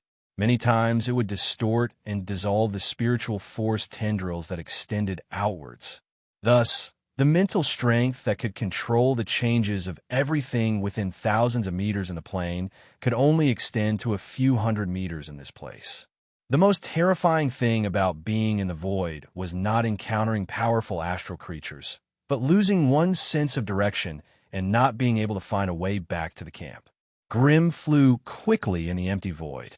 The mana tides that were everywhere wrapped around him and brushed against his body, dealing damage that was no less than 210 degrees at every moment. In Grim's black eyes, the AI chip's prompts continuously refreshed. Host body has been invaded by void energy. 17% of the energy has been converted into magic energy. 41% has been isolated. 36% has been resisted. And 7% has caused slight damage to the body. Body is recovering. Grim was not an astral beast, after all.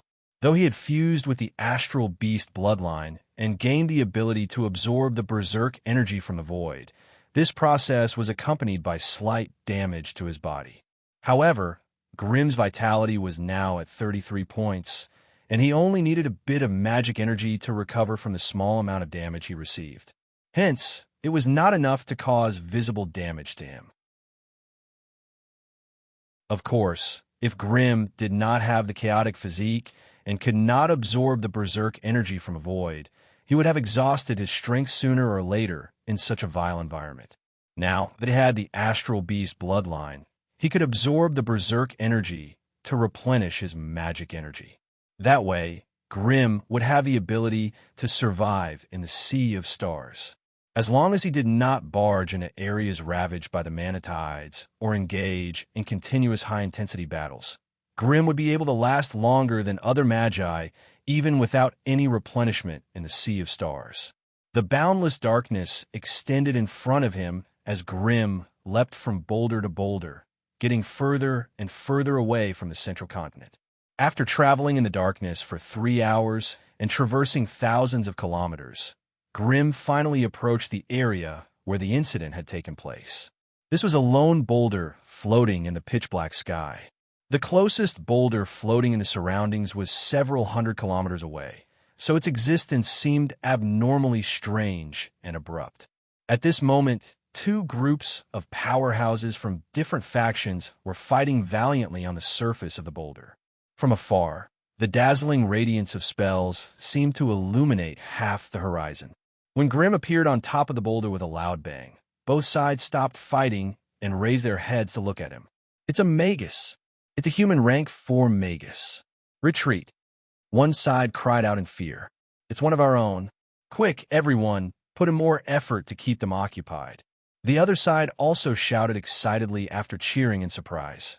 You're tuning in to the Warrior Lore YouTube channel. Don't forget to subscribe and join us on this journey to catch the most captivating stories.